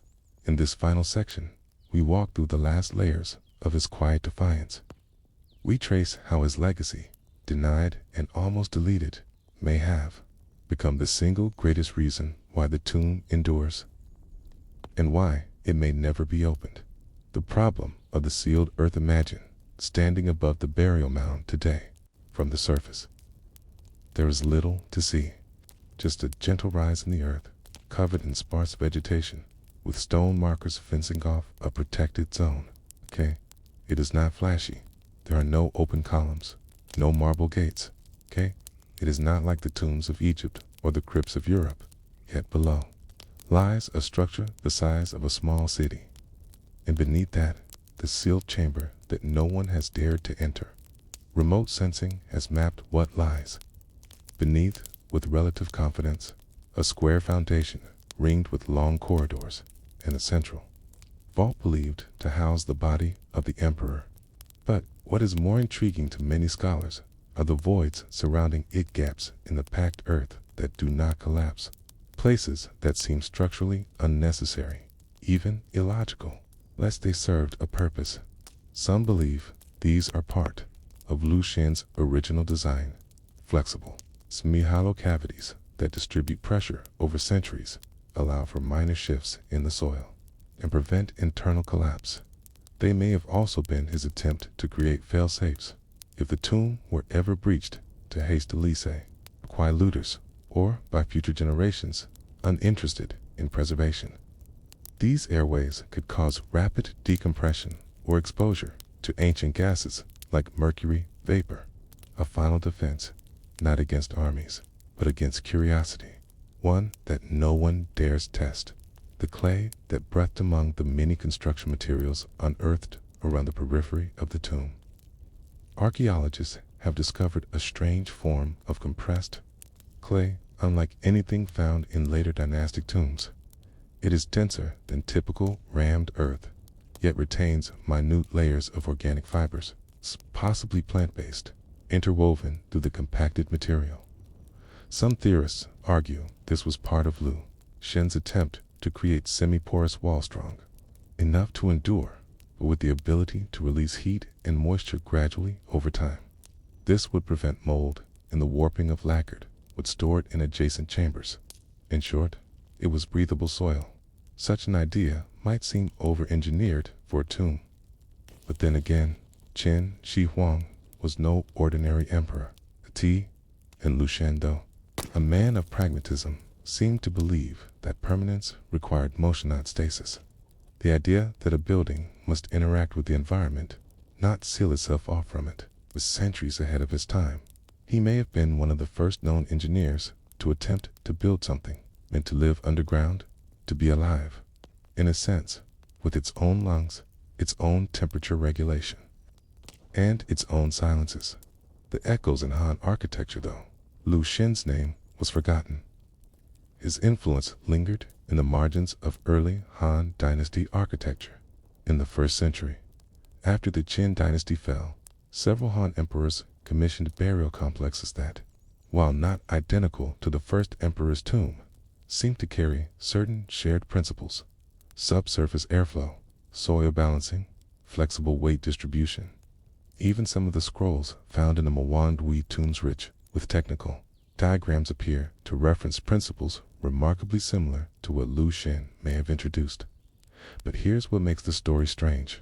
Han engineers never claimed to invent these techniques.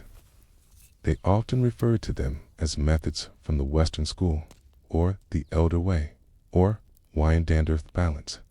It's not unreasonable to believe they were referencing oral traditions or copied records that originated with Lu Xun's ideas, Ks passed down through apprentices who had worked with him, or craftsmen who had fled the court. In this way, his influence survived not through glory, but through imitation. He became the unseen teacher of the builders who came after. Why the tomb was never reopened. One archaeologist first uncovered the terracotta warriors in the 1970s.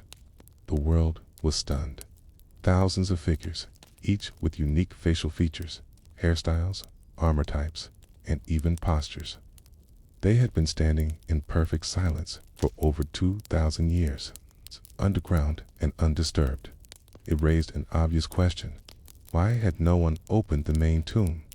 Even through centuries of dynastic wars, invasions, famines, no known record exists of the tomb being opened, raided, or even entered. Some historians believe this was due to superstition, fear of disturbing the emperor's soul. Others point to logistical challenges. The central mound is structurally delicate. The risk of collapse is real. But a third theory lingers beneath the surface, that Lu Xun, in his final act as a builder, created a tomb so self-sustaining, so delicately balanced, that any attempt to breach it would destroy what it held, not from traps, not from magic, but from simple physics. A single hole in the wrong wall could release pressure, moisture, or gases that would degrade paintings, destroy fabrics, corrode metals, or unleash deadly air. In this sense, Lu Shen built something that defends itself not with violence, but with silence. It waits. It dares you to try. And so far, no one has. What might still be inside the writings of Sima Qian describe lakes of mercury, celestial constellations rendered on the ceiling with pearls, and miniature cities made of bronze and jade. These as exaggerations.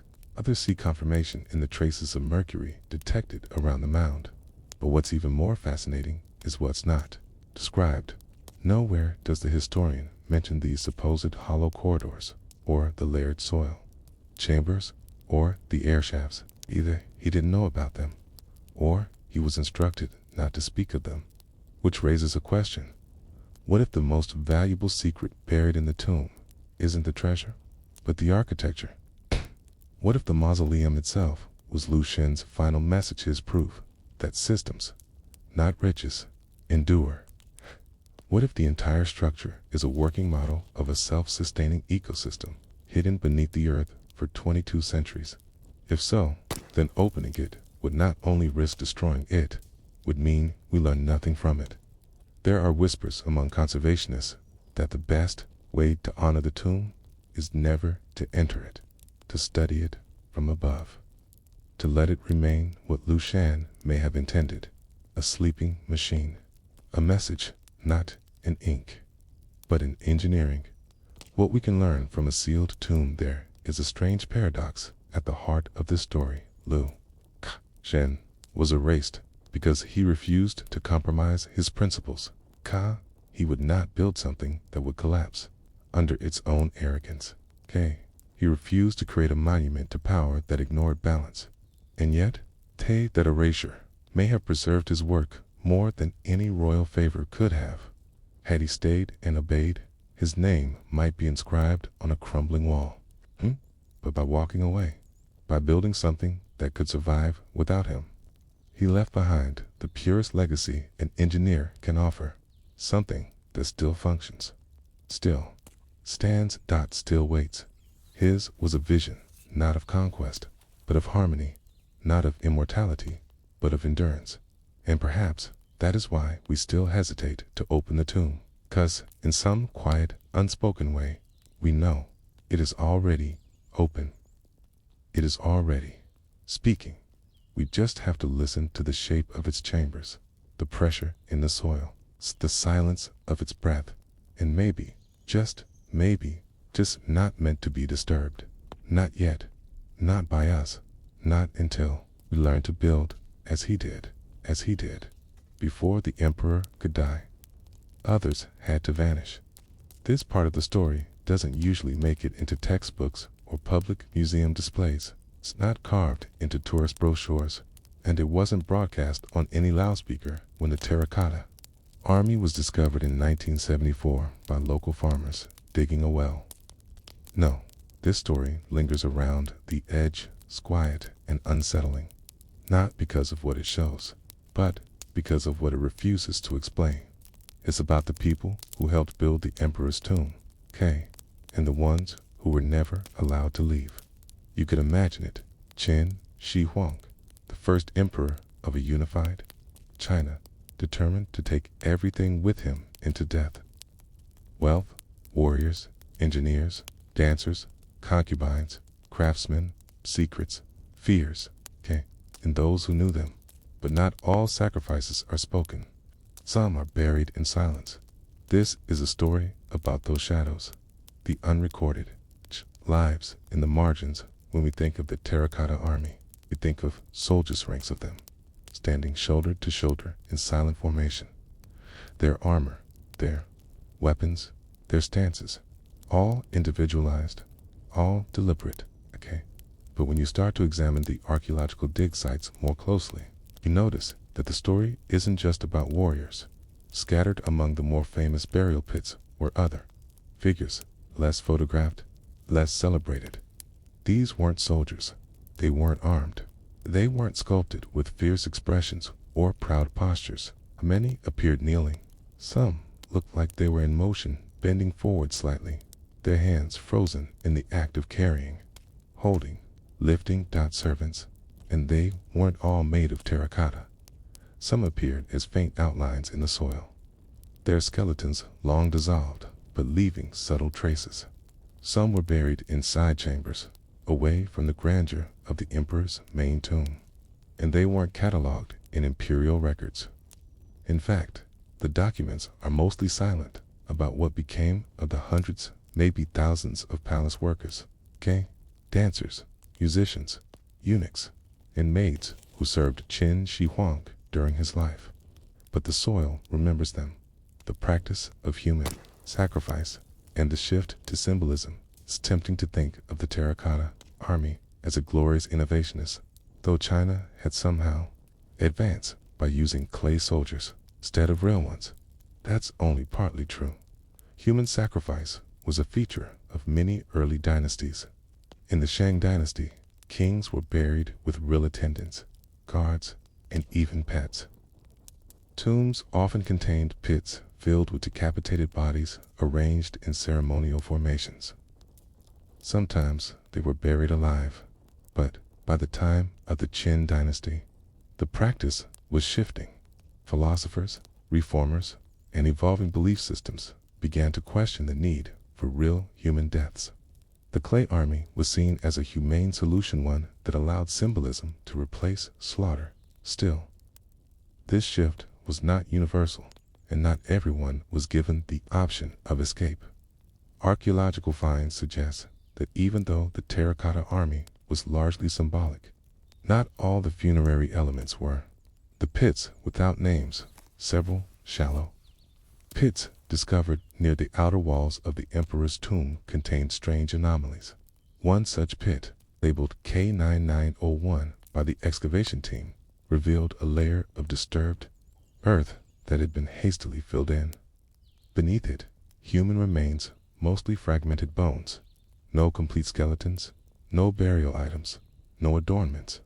Forensic analysis indicated that these were not victims of battle or plague. Many bore signs of strangulation or head trauma. Some had bound wrists, no tomb markers, no funerary urns, no offerings. These were not burials. Some researchers believed these bodies belonged to the artisans who had completed the final layers of the tomb. Once their work was done, particularly the more secretive inner chambers, they were eliminated. Not out of cruelty, not necessarily, but because they knew too much. The inner workings of the tomb, its traps, its layout, the placement of treasures, these were imperial secrets. And the emperor's obsession with control didn't end at death. The vanishing court of the afterlife. In many tombs of the nobility, it was common to bury musicians and dancers, either in sculpted form or, earlier dynasties, in the form of real people. The logic was spiritual. These entertainers would continue to serve the departed in the next world, providing beauty, music, and joy. What's odd is that in the emperor's vast necropolis, despite its wealth of warriors, chariots, stables, and even acrobats, the number of female servant figures is unusually low. Some small figurines exist, delicate and softly sculpted, far fewer than expected given the known scale of the imperial harem. One explanation: symbolism was prioritized for warriors, but the real servants were ... There are unconfirmed reports from early dig sites long before excavation was formalized that local workers encountered human hair in sealed cavities. Others claimed to find bits of jewelry, bone hairpins, and silk fragments curled in the soil. None of these were properly documented. Sites were quickly recovered or repurposed for new digs.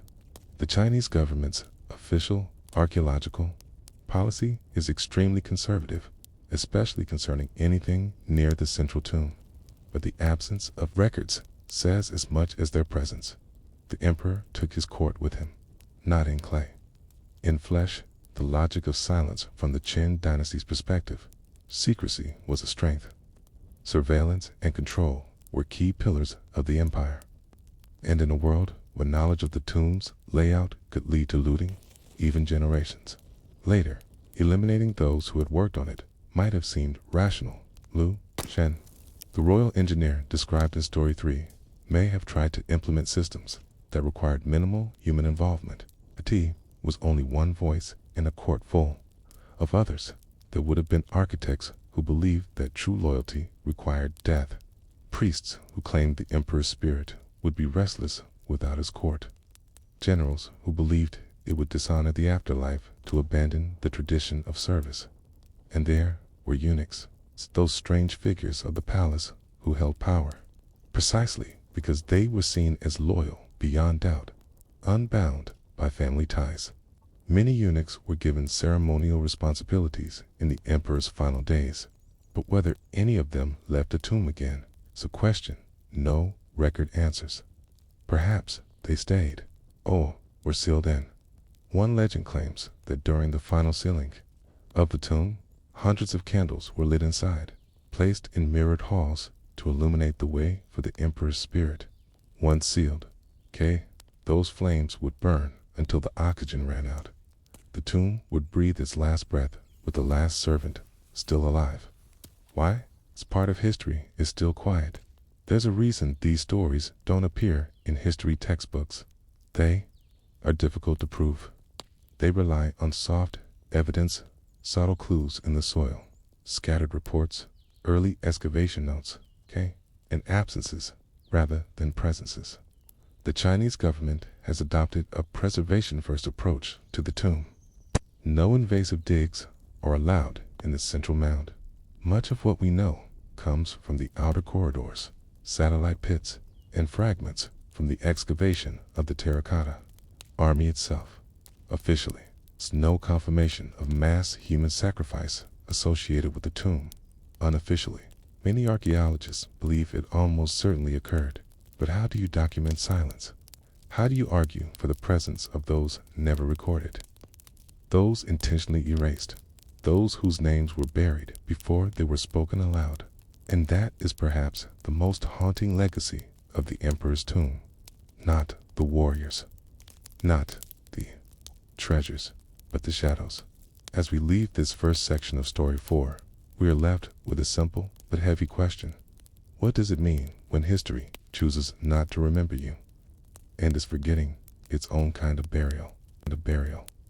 You might think that working on the tomb of the most powerful man in Chinese history would be an honor.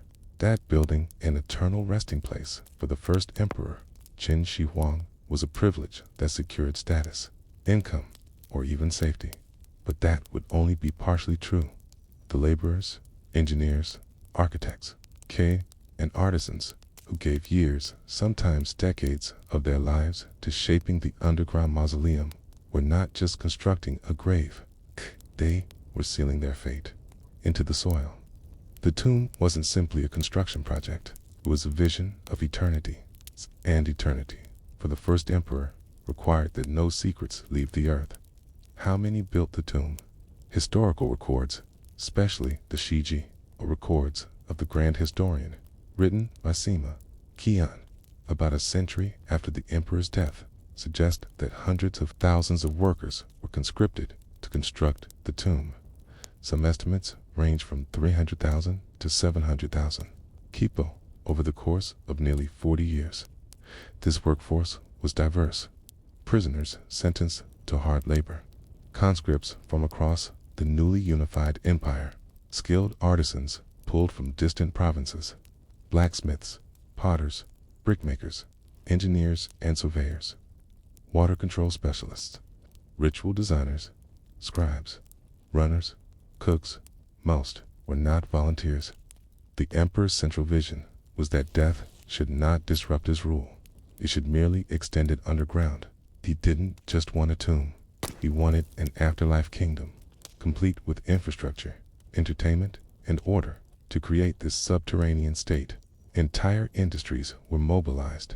Mountains were flattened to make room for the tomb's outer perimeter. A vast trench was dug, several football fields wide and long.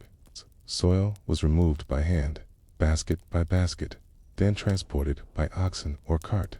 Scaffolding had to be engineered, drainage canals designed, Turanian architecture reinforced. Each section of the complex, the warrior pits, the bronze chariots, the animal enclosures, the rumored rivers of mercury, was the work of specialized teams, each bound to a task. They were likely forbidden to speak of outside the site. The rooms beneath the earth, much of the tomb is still unexcavated, but from ground-penetrating radar and limited archaeological digs, scholars believe the mausoleum wasn't a single chamber, but a complex of interconnected rooms, most like an inverted palace. One section likely housed the emperor's symbolic throne room, with celestial charts painted on the ceiling and the map of the empire engraved below. Adjacent spaces may have served as treasury chambers, filled with replicas, perhaps real artifacts, jade carvings, bronze vessels, silk garments, weapons, scrolls, ceremonial tools. And in the narrow corridors between these rooms, there may have been the lesser-known elements of court life storage chambers, sleeping quarters for the emperor's spirit attendants, kitchens, music halls. Some of these may have been symbolic. Others may have been prepared for use by the servants who were never intended to leave. And it's in these margins that the whispers grow loud. Trapped with the emperor, one of the more disturbing theories quietly accepted by many sinologists, but rarely stated in public discourses, that once the construction of the inner tomb was complete, the entrances were sealed with workers still inside.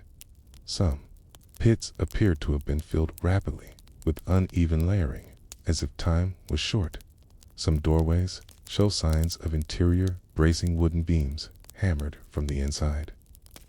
In places where organic material has long since disintegrated, archaeologists still find discoloration in the soil, suggesting the presence of once living things. Not every trace is easy to explain in one of the southern corridors.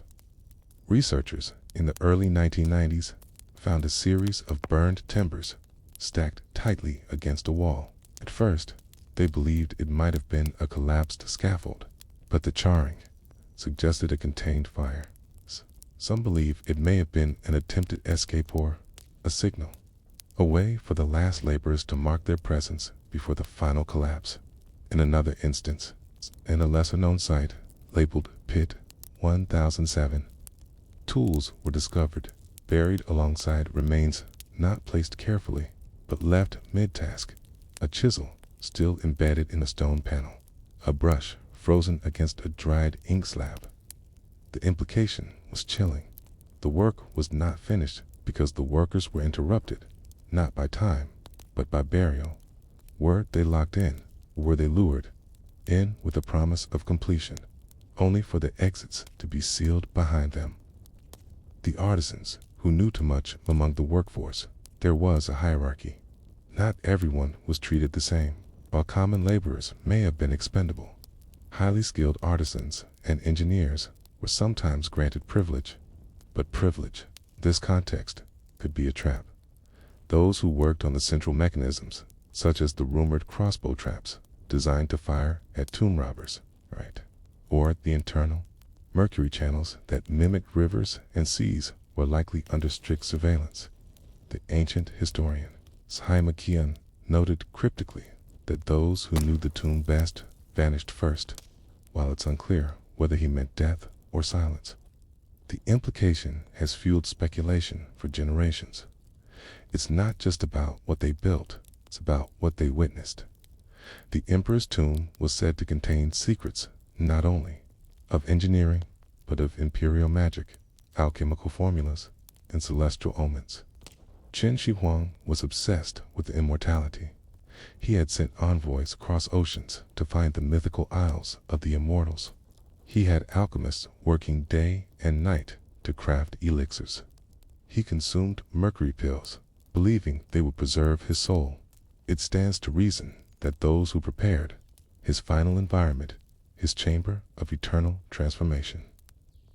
As one later Han text describes, it might have observed things they were not allowed to repeat, and in a court where the emperor's word was absolute, and where even dreams were considered state secrets.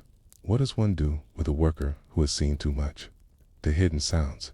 There's a saying in Xi'an, the city nearest to the emperor's tomb, that the earth never sleeps. Local elders believe that beneath the sealed mound, sounds still move shifts in the stone, the hiss of gas, sometimes the echo of voices. Of course, but it reflects something deeper.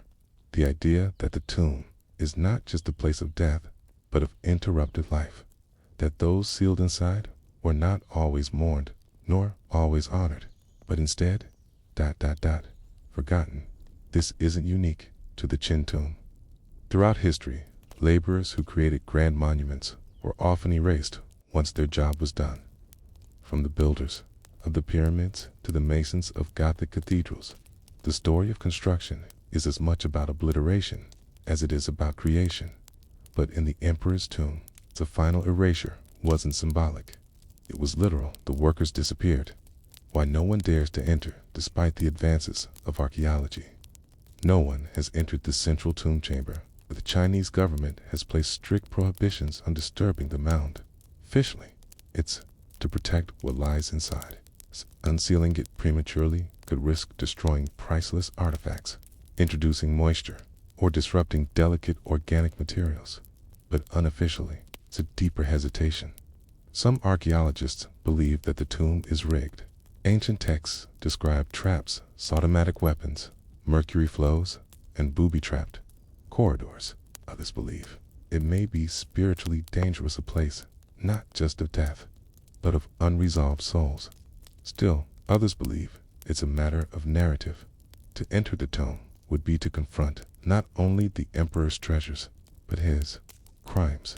To see, perhaps for the first time in over 2,000 years, the bones of those who built him a kingdom underground, and to admit that history forgot them on purpose. As we close this second section of the story, we return to a silent but unsettling question. What did the last worker see before the stone was lowered and the light disappeared? And would anyone ever dare to find out? The final light flickered. Whether it was the glow of a resin-soaked torch, the shimmer of a lantern carved from translucent stone, or the ember of a candle held in a trembling hand, disappeared. And with it, so did the last evidence of those who had labored, year after year, within the subterranean world beneath the surface of Xi'an. What followed was not only silence, it was compression of earth, of memory, of breath, as the final slabs were lowered and the soil tamped down overhead. The air that remained inside the emperor's tomb was sealed for centuries. The stories of those within were never recorded. Their names were not etched into stone. They left no final letters, no carvings, no pleas. Their families never saw them again. And yet, somehow, their presence still lingers, earth packed with intention. Construction of the mausoleum wasn't sloppy. It was precise. Layered soil, tamped tightly. Stone barriers placed with interlocking joints. Drainage channels engineered to redirect water away from critical chambers. The workers were skilled and the planners were meticulous. Each phase of burial had its own rhythm. First, the chambers were completed. Rooms were furnished. Statues were placed. Weapon racks installed. Then came the sealing of rooms. One by one, stone doorways were closed. Sand and clay were poured into crevices, but supports were withdrawn or left to rot in some sections. Mercury was poured it, shimmering silver hue flowing through miniature canals like rivers, replicating the topography of China itself. It was believed to be not only symbolic, but protective. Mercury was seen as a purifier, a deterrent, and a substance of the divine. Finally came to fill. Tons of soil, cartloads from distant hills, mixed with crushed stone and tamped again and again with rammers, so tightly packed that even modern drills struggled to penetrate the mound without damage. And so, beneath this mountain of intention, the last breath was taken. The unnamed one's historical records speak of Qin Shi Huang, his generals, his court officials, his imperial architects, but they do not speak of the names of those who carried stone, who chipped at terracotta, who shaped bronze into bridles, who lit the final lamps. This is not unusual. Most history is written by and for the elite, but there is something especially chilling in how complete their erasure seems to have been. Sima Qian, only primary source only, gives passing mention to those entombed to keep the secrets safe. A line that feels almost theatrical until you remember it may be quite literal. There were likely hundreds. They might have been cooks, painters, masons, animal handlers, musicians, guards, the attendants of the emperor's favorite concubines, the concubines themselves. In the same passage where Sima Qian speaks of the traps and rivers of mercury, he mentions another detail. After the burial, it is said that all the palace women who had no sons were ordered to follow the emperor in death. This single line, cold and devoid of elaboration, implies a mass execution, likely through suffocation, starvation, or poisoning, silent methods that would not disturb the tomb's architecture. Their bodies have not been found, but the absence is its own kind of record.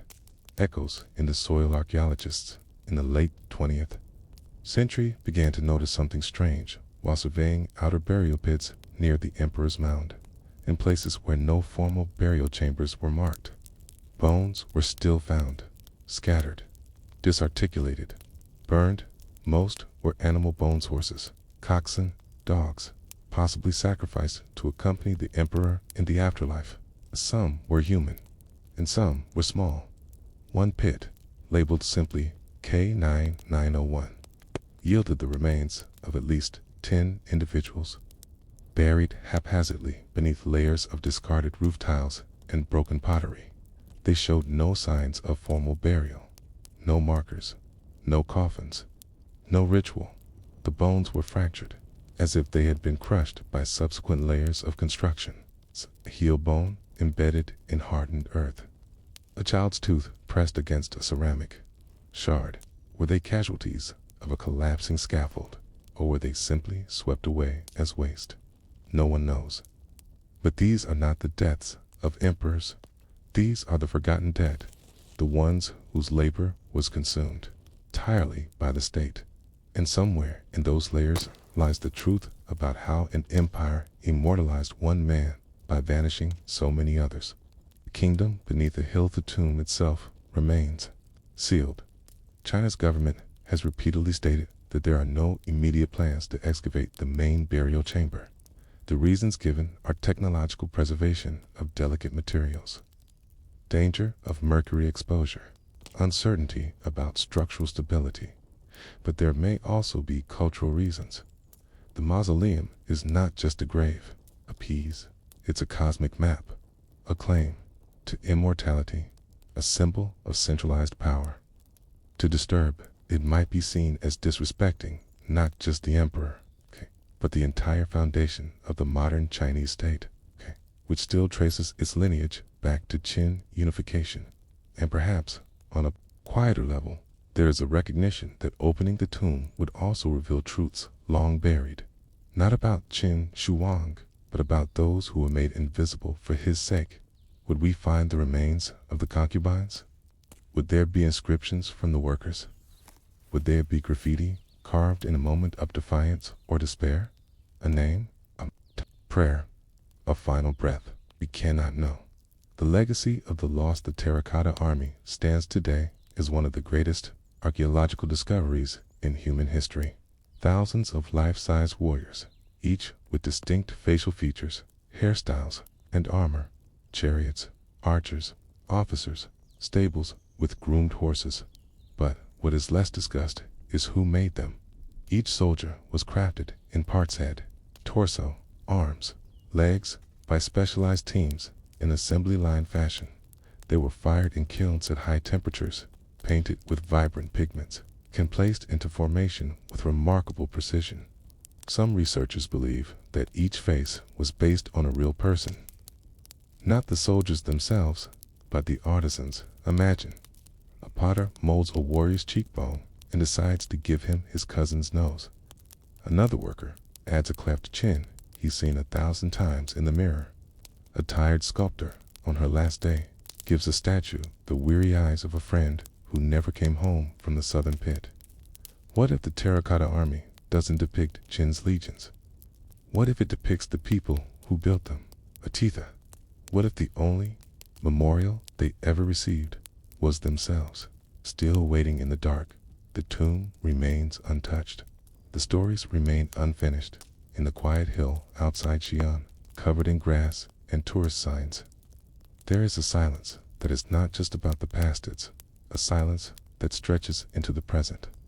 Because the decision to leave the tomb sealed is not just archaeological, it's emotional, political, spiritual.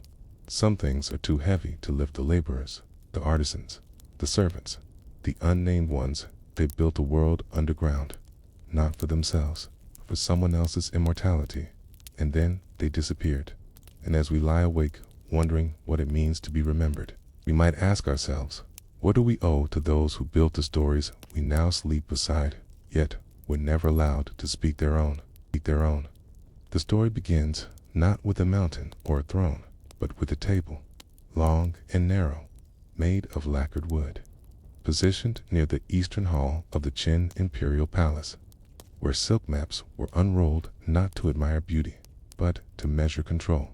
If you had stood beside that table over 2,000 years ago, you might have seen a map unlike any we use today, not colored with blue oceans or green forests, not labeled with borders drawn by treaty.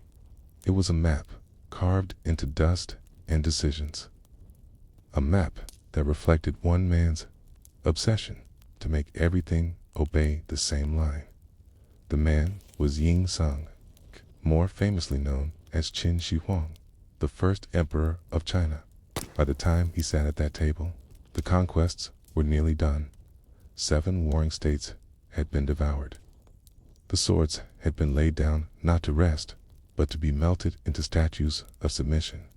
And yet, the map before him still felt incomplete, not because the land was not his, but because the land had not yet been transformed. Conquest was only step 1. The next step, harder, longer, more invisible step, was to make sure that all things under heaven followed one shape, one thought, one rule. And so he ordered something peculiar, a massive burial complex, not just a tomb, but an empire underground, reflection of the world he believed he had mastered. Rivers of mercury, miniature palaces, stables, courtyards, models of celestial constellations, set into the ceiling like stars that obeyed his command. But among the objects said to be buried beside him, sealed away in that untouched chamber beneath a hill near modern Xi'an, there was something else. A map made of metal and mitha.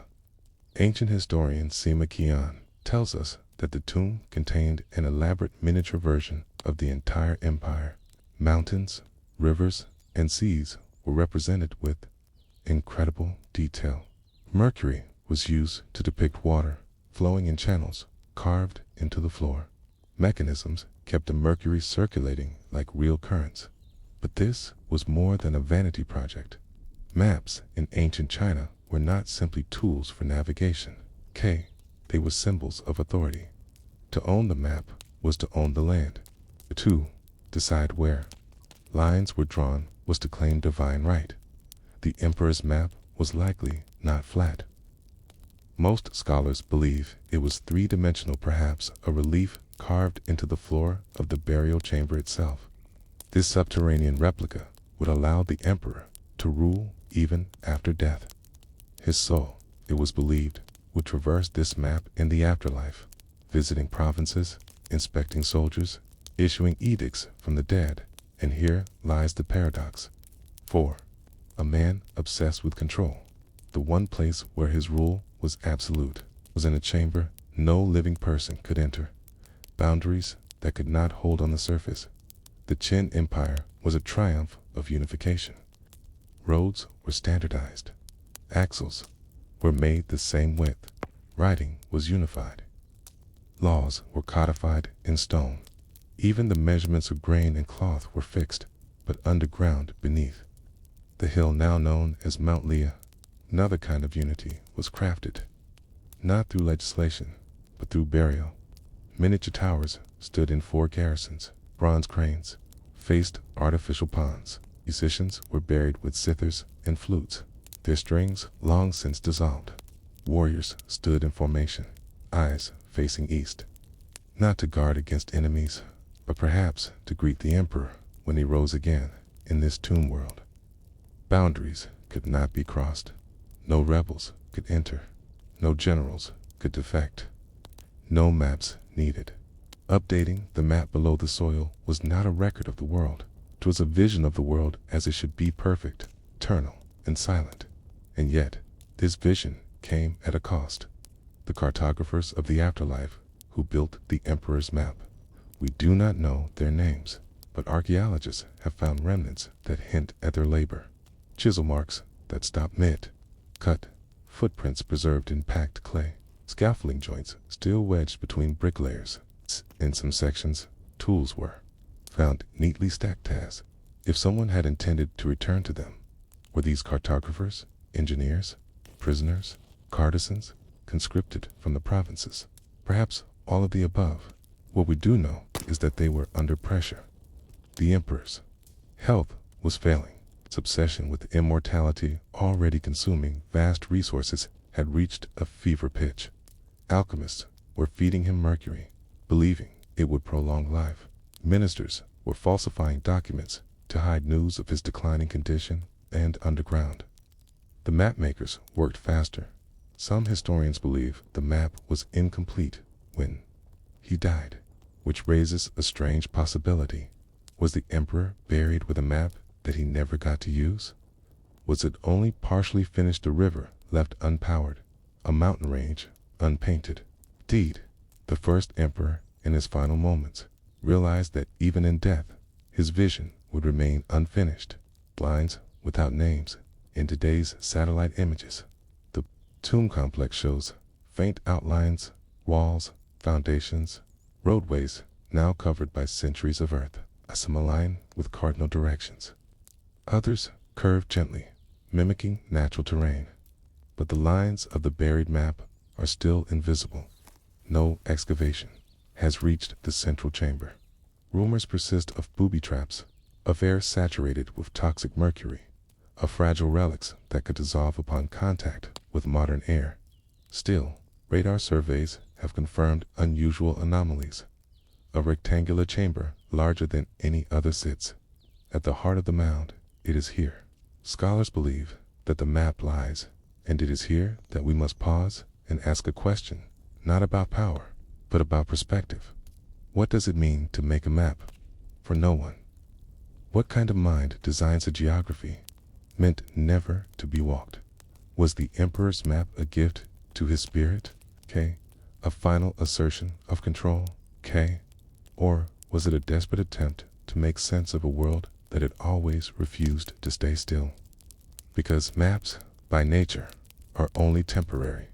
Borders shift, cities burn, rivers flood and change course. Names fade, and yet deep underground, beneath the mound of Mount Lee, there may still be a map, untouched by timelines carved into stone. Mercury still pooling in its channels, a model of a nation that no longer exists, waiting. But for what? For what? If you were to stand at the edge of the burial mound, today Mount Lee, as it's known, you wouldn't see much that would betray the elaborate secrets within. The hill rises gently against the skyline, covered in vegetation, eroded by centuries of wind and time. There is no grand staircase, no open plaza, no exposed tomb door. The true face of the first emperor's resting place is sealed, not just with stone, but with time, superstition, and hesitation. In the modern age, when technology allows us to scan the Earth's crust and uncover entire cities with radar, why has no one opened the tomb of Qin Shi Huang? That question rests quietly at the center of our story. And as we move deeper into the map the emperor never used, The answer is not a matter of logistics, but philosophy, preservation. Let's begin with the warnings. The traps that never sprung historical accounts, especially from the famed Han historian Sima Qian, tell of deadly defenses built into the emperor's tomb. These weren't metaphorical traps. These were very real mechanical hazards, described in unnervingly specific terms. Crossbows primed to fire automatically upon disturbance. Chambers rigged to collapse. Mercury rivers running through the floor, not only symbolic, but dangerously toxic. According to legend, hundreds of craftsmen were sealed inside to prevent the secrets of the tomb's construction from ever escaping. Many of these claims were long treated as embellishments, literary drama, added centuries after the fact. But in the 1980s, and again in the 2000s, Chinese researchers used soil sampling and found alarmingly high concentrations of mercury surrounding the burial mound, far beyond natural background levels. It suggested that Sima Qian's reports were at least partially true. The underground model of China, built with rivers of flowing mercury, might still be intact. Opening the tomb could release these toxic elements into the surrounding environment. The crossbows. No one knows. Modern radar and seismic imaging techniques haven't detected the exact mechanism layouts within the central chamber. But the possibility remains, and it's enough to halt excavation for now. Thus, the map remains undisturbed, like an artifact behind glass that can be seen only in the imagination. Archaeology's unspoken agreement. There's another reason the tomb remains sealed. A strange, quiet understanding among archaeologists. It is rare in a field that thrives on discovery to hear professionals argue against digging, but the argument, in this case, is deeply rooted in the limitations of our tools and the ethics of irreversible damage. You see, when Howard Carter opened the tomb of Tutankhamun in 1922, the excitement of discovery overshadowed the damage caused by exposure. Many of the organic materials, textiles, oils, plant-based paints were instantly degraded by light, air, and human breath. Techniques for preservation were rudimentary. We can never undo what was lost. Today, many archaeologists view the tomb of Qin Shi Huang not as a locked door waiting to be opened, but as a sealed vault waiting for technology to catch up, until we can extract, scan, and preserve everything in its original state. The consensus is to wait, and so, the most complete physical map of an ancient empire, the one the emperor designed for his afterlives, sleeps in darkness, still sealed, still imagined, still untouched. It is one of the only major ancient tombs of a known emperor that remains fully unopened. What could it contain? And more curiously, what could it reveal about how one man saw the world? A mirror of empire. Let's return for a moment to the idea of mapping, not the kind used by explorers or traders, but the kind used by emperors. The Qin dynasty's unification of China wasn't just a military victory, it was a conceptual revolution. For the first time in recorded Chinese history, a centralized authority ruled over disparate regions using a standardized system of measurement, weights, writing, and taxation. In this context, the emperor's tomb was not just a final resting place, it was a statement of eternal dominion. If the rumors are true, then the miniature model beneath Mount Li wasn't simply a scale replicate, may have served as a sort of symbolic control panel. Early imperial thought often connected cosmic harmony with political order. If an emperor could align the physical layout of the tomb with celestial movements, he could in theory keep the empire running smoothly from the afterlife.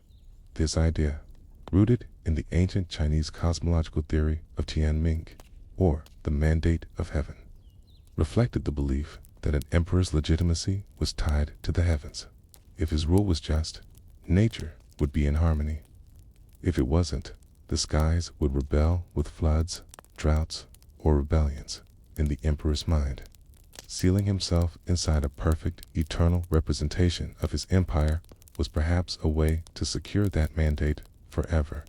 But as history has shown, permanence is an illusion. The collapse that came too soon despite the emperor's grand plans. The Qin dynasty did not last. Within just a few years of Qin Shi Huang's death in 210 BCE, the empire fractured. His son, Qin Shi, proved unable to maintain control. Corruption spread. Peasant uprisings flared across provinces. The empire, once held together by strict laws and brutal enforcement, collapsed under its own weight by 206 BCE. Less than 15 years after the tomb had been sealed, the dynasty was overthrown by the Han. And here, we return to the quiet irony buried beneath the surface. Above ground, the lines of the empire were erased. Borders were redrawn. Provinces renamed.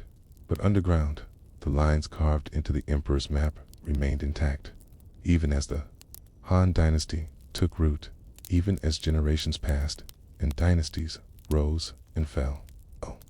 The buried map lay in silence, changing, untouched, perhaps slowly leaching mercury into the soil.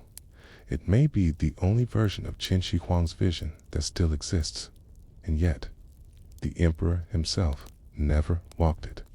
Echoes of the map in modern China in some ways. The emperor's dream has outlived his dynasty. Modern China still bears the imprint of Qin Shi Huang's reforms. The standard writing system, the measurements, the centralized bureaucracy, all have roots in his short but seismic reign. Even the concept of a unified China owes much to his vision. But one wonders, did the emperor imagine that his map would be studied not by spirits in the afterlife, but by scientists and engineers centuries later?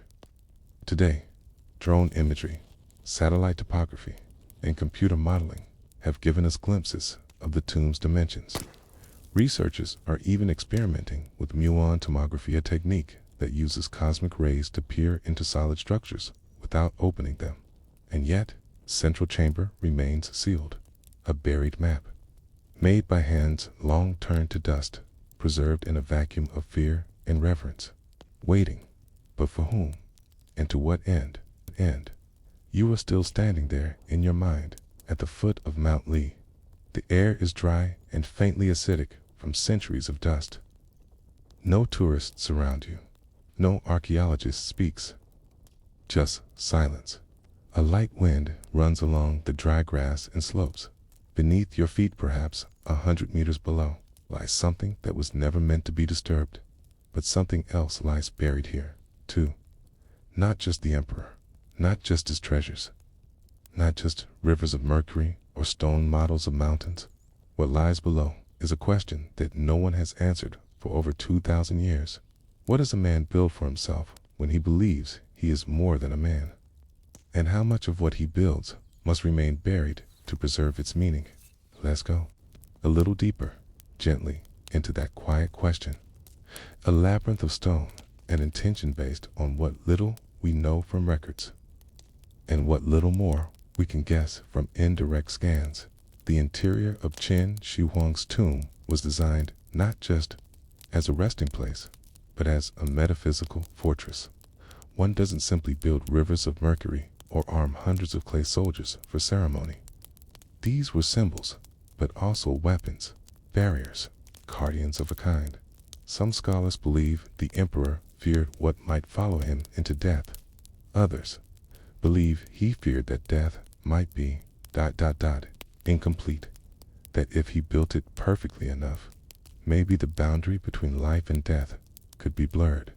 Archaeological maps, based on ground-penetrating radar, indicate several satellite chambers around, the central tomb, none of which have been opened. These might hold his wives, concubines, officials, or simply weapons and chariots. No one is certain. In some Chinese accounts, there are even references to alchemical materials meant to grant eternal life.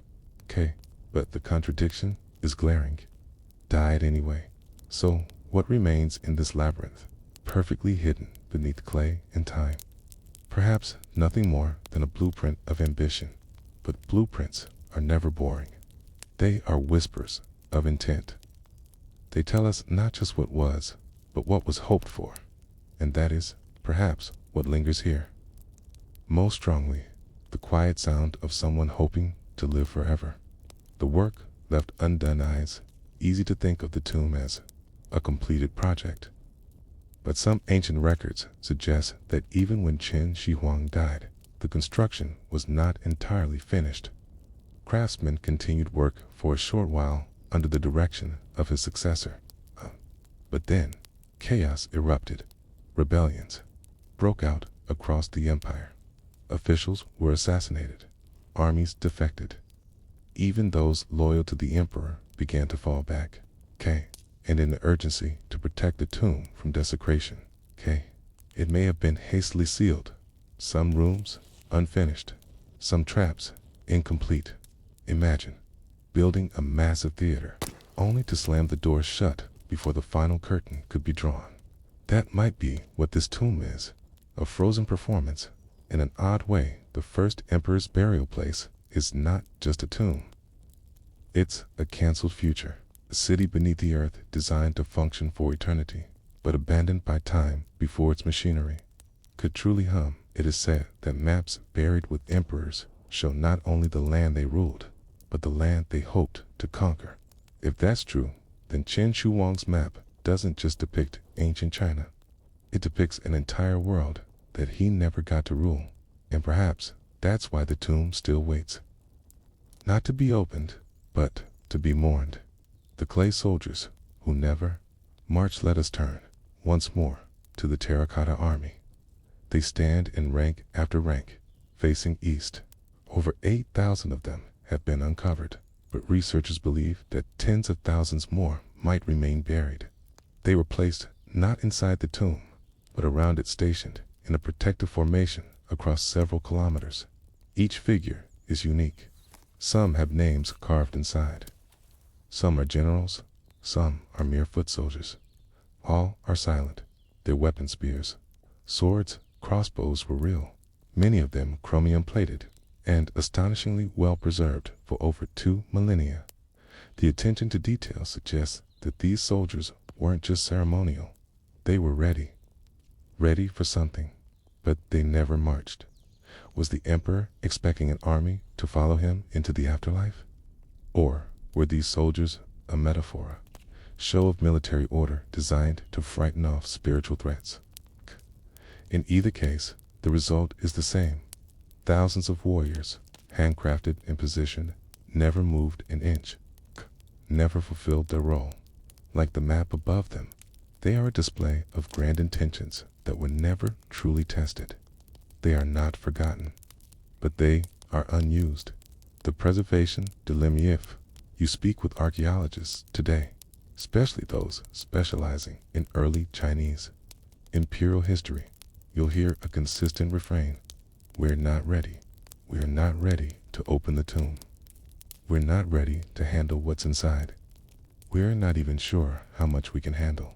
Opening the tomb might expose its content to air, bacteria, and light forces that could destroy pigments, fabrics, and even metals. There's no second chance. Once it's opened, history evaporates. So instead, teams conduct research from a distance. Cane detectors measure the density of chambers. Magnetic imaging detects anomalies. Soil samples whisper chemical secrets. But still, the tomb remains sealed. The deeper truth is this: we are afraid, not of curses or ghosts, but of loss. To open the tomb is to choose knowledge over mystery. And once the mystery is gone, it cannot be put back. So we wait, in a world obsessed with unveiling secrets. There is something deeply human about the decision not to open a door. The emperor's silence. There's one last idea to leave you with. Inside the central chamber, if Sima Qian's writings are accurate, there lies the emperor himself, surrounded by rivers of mercury. Beneath the ceiling, painted to resemble the night sky. No one has seen it, but the image persists. A man who conquered kingdoms, standardized language, burned books, built walls, and buried his enemies now sleeps, alone beneath a painted sky. He may be the most isolated figure in human history, surrounded by soldiers who cannot speak, maps that cannot be read, wealth that cannot be spent.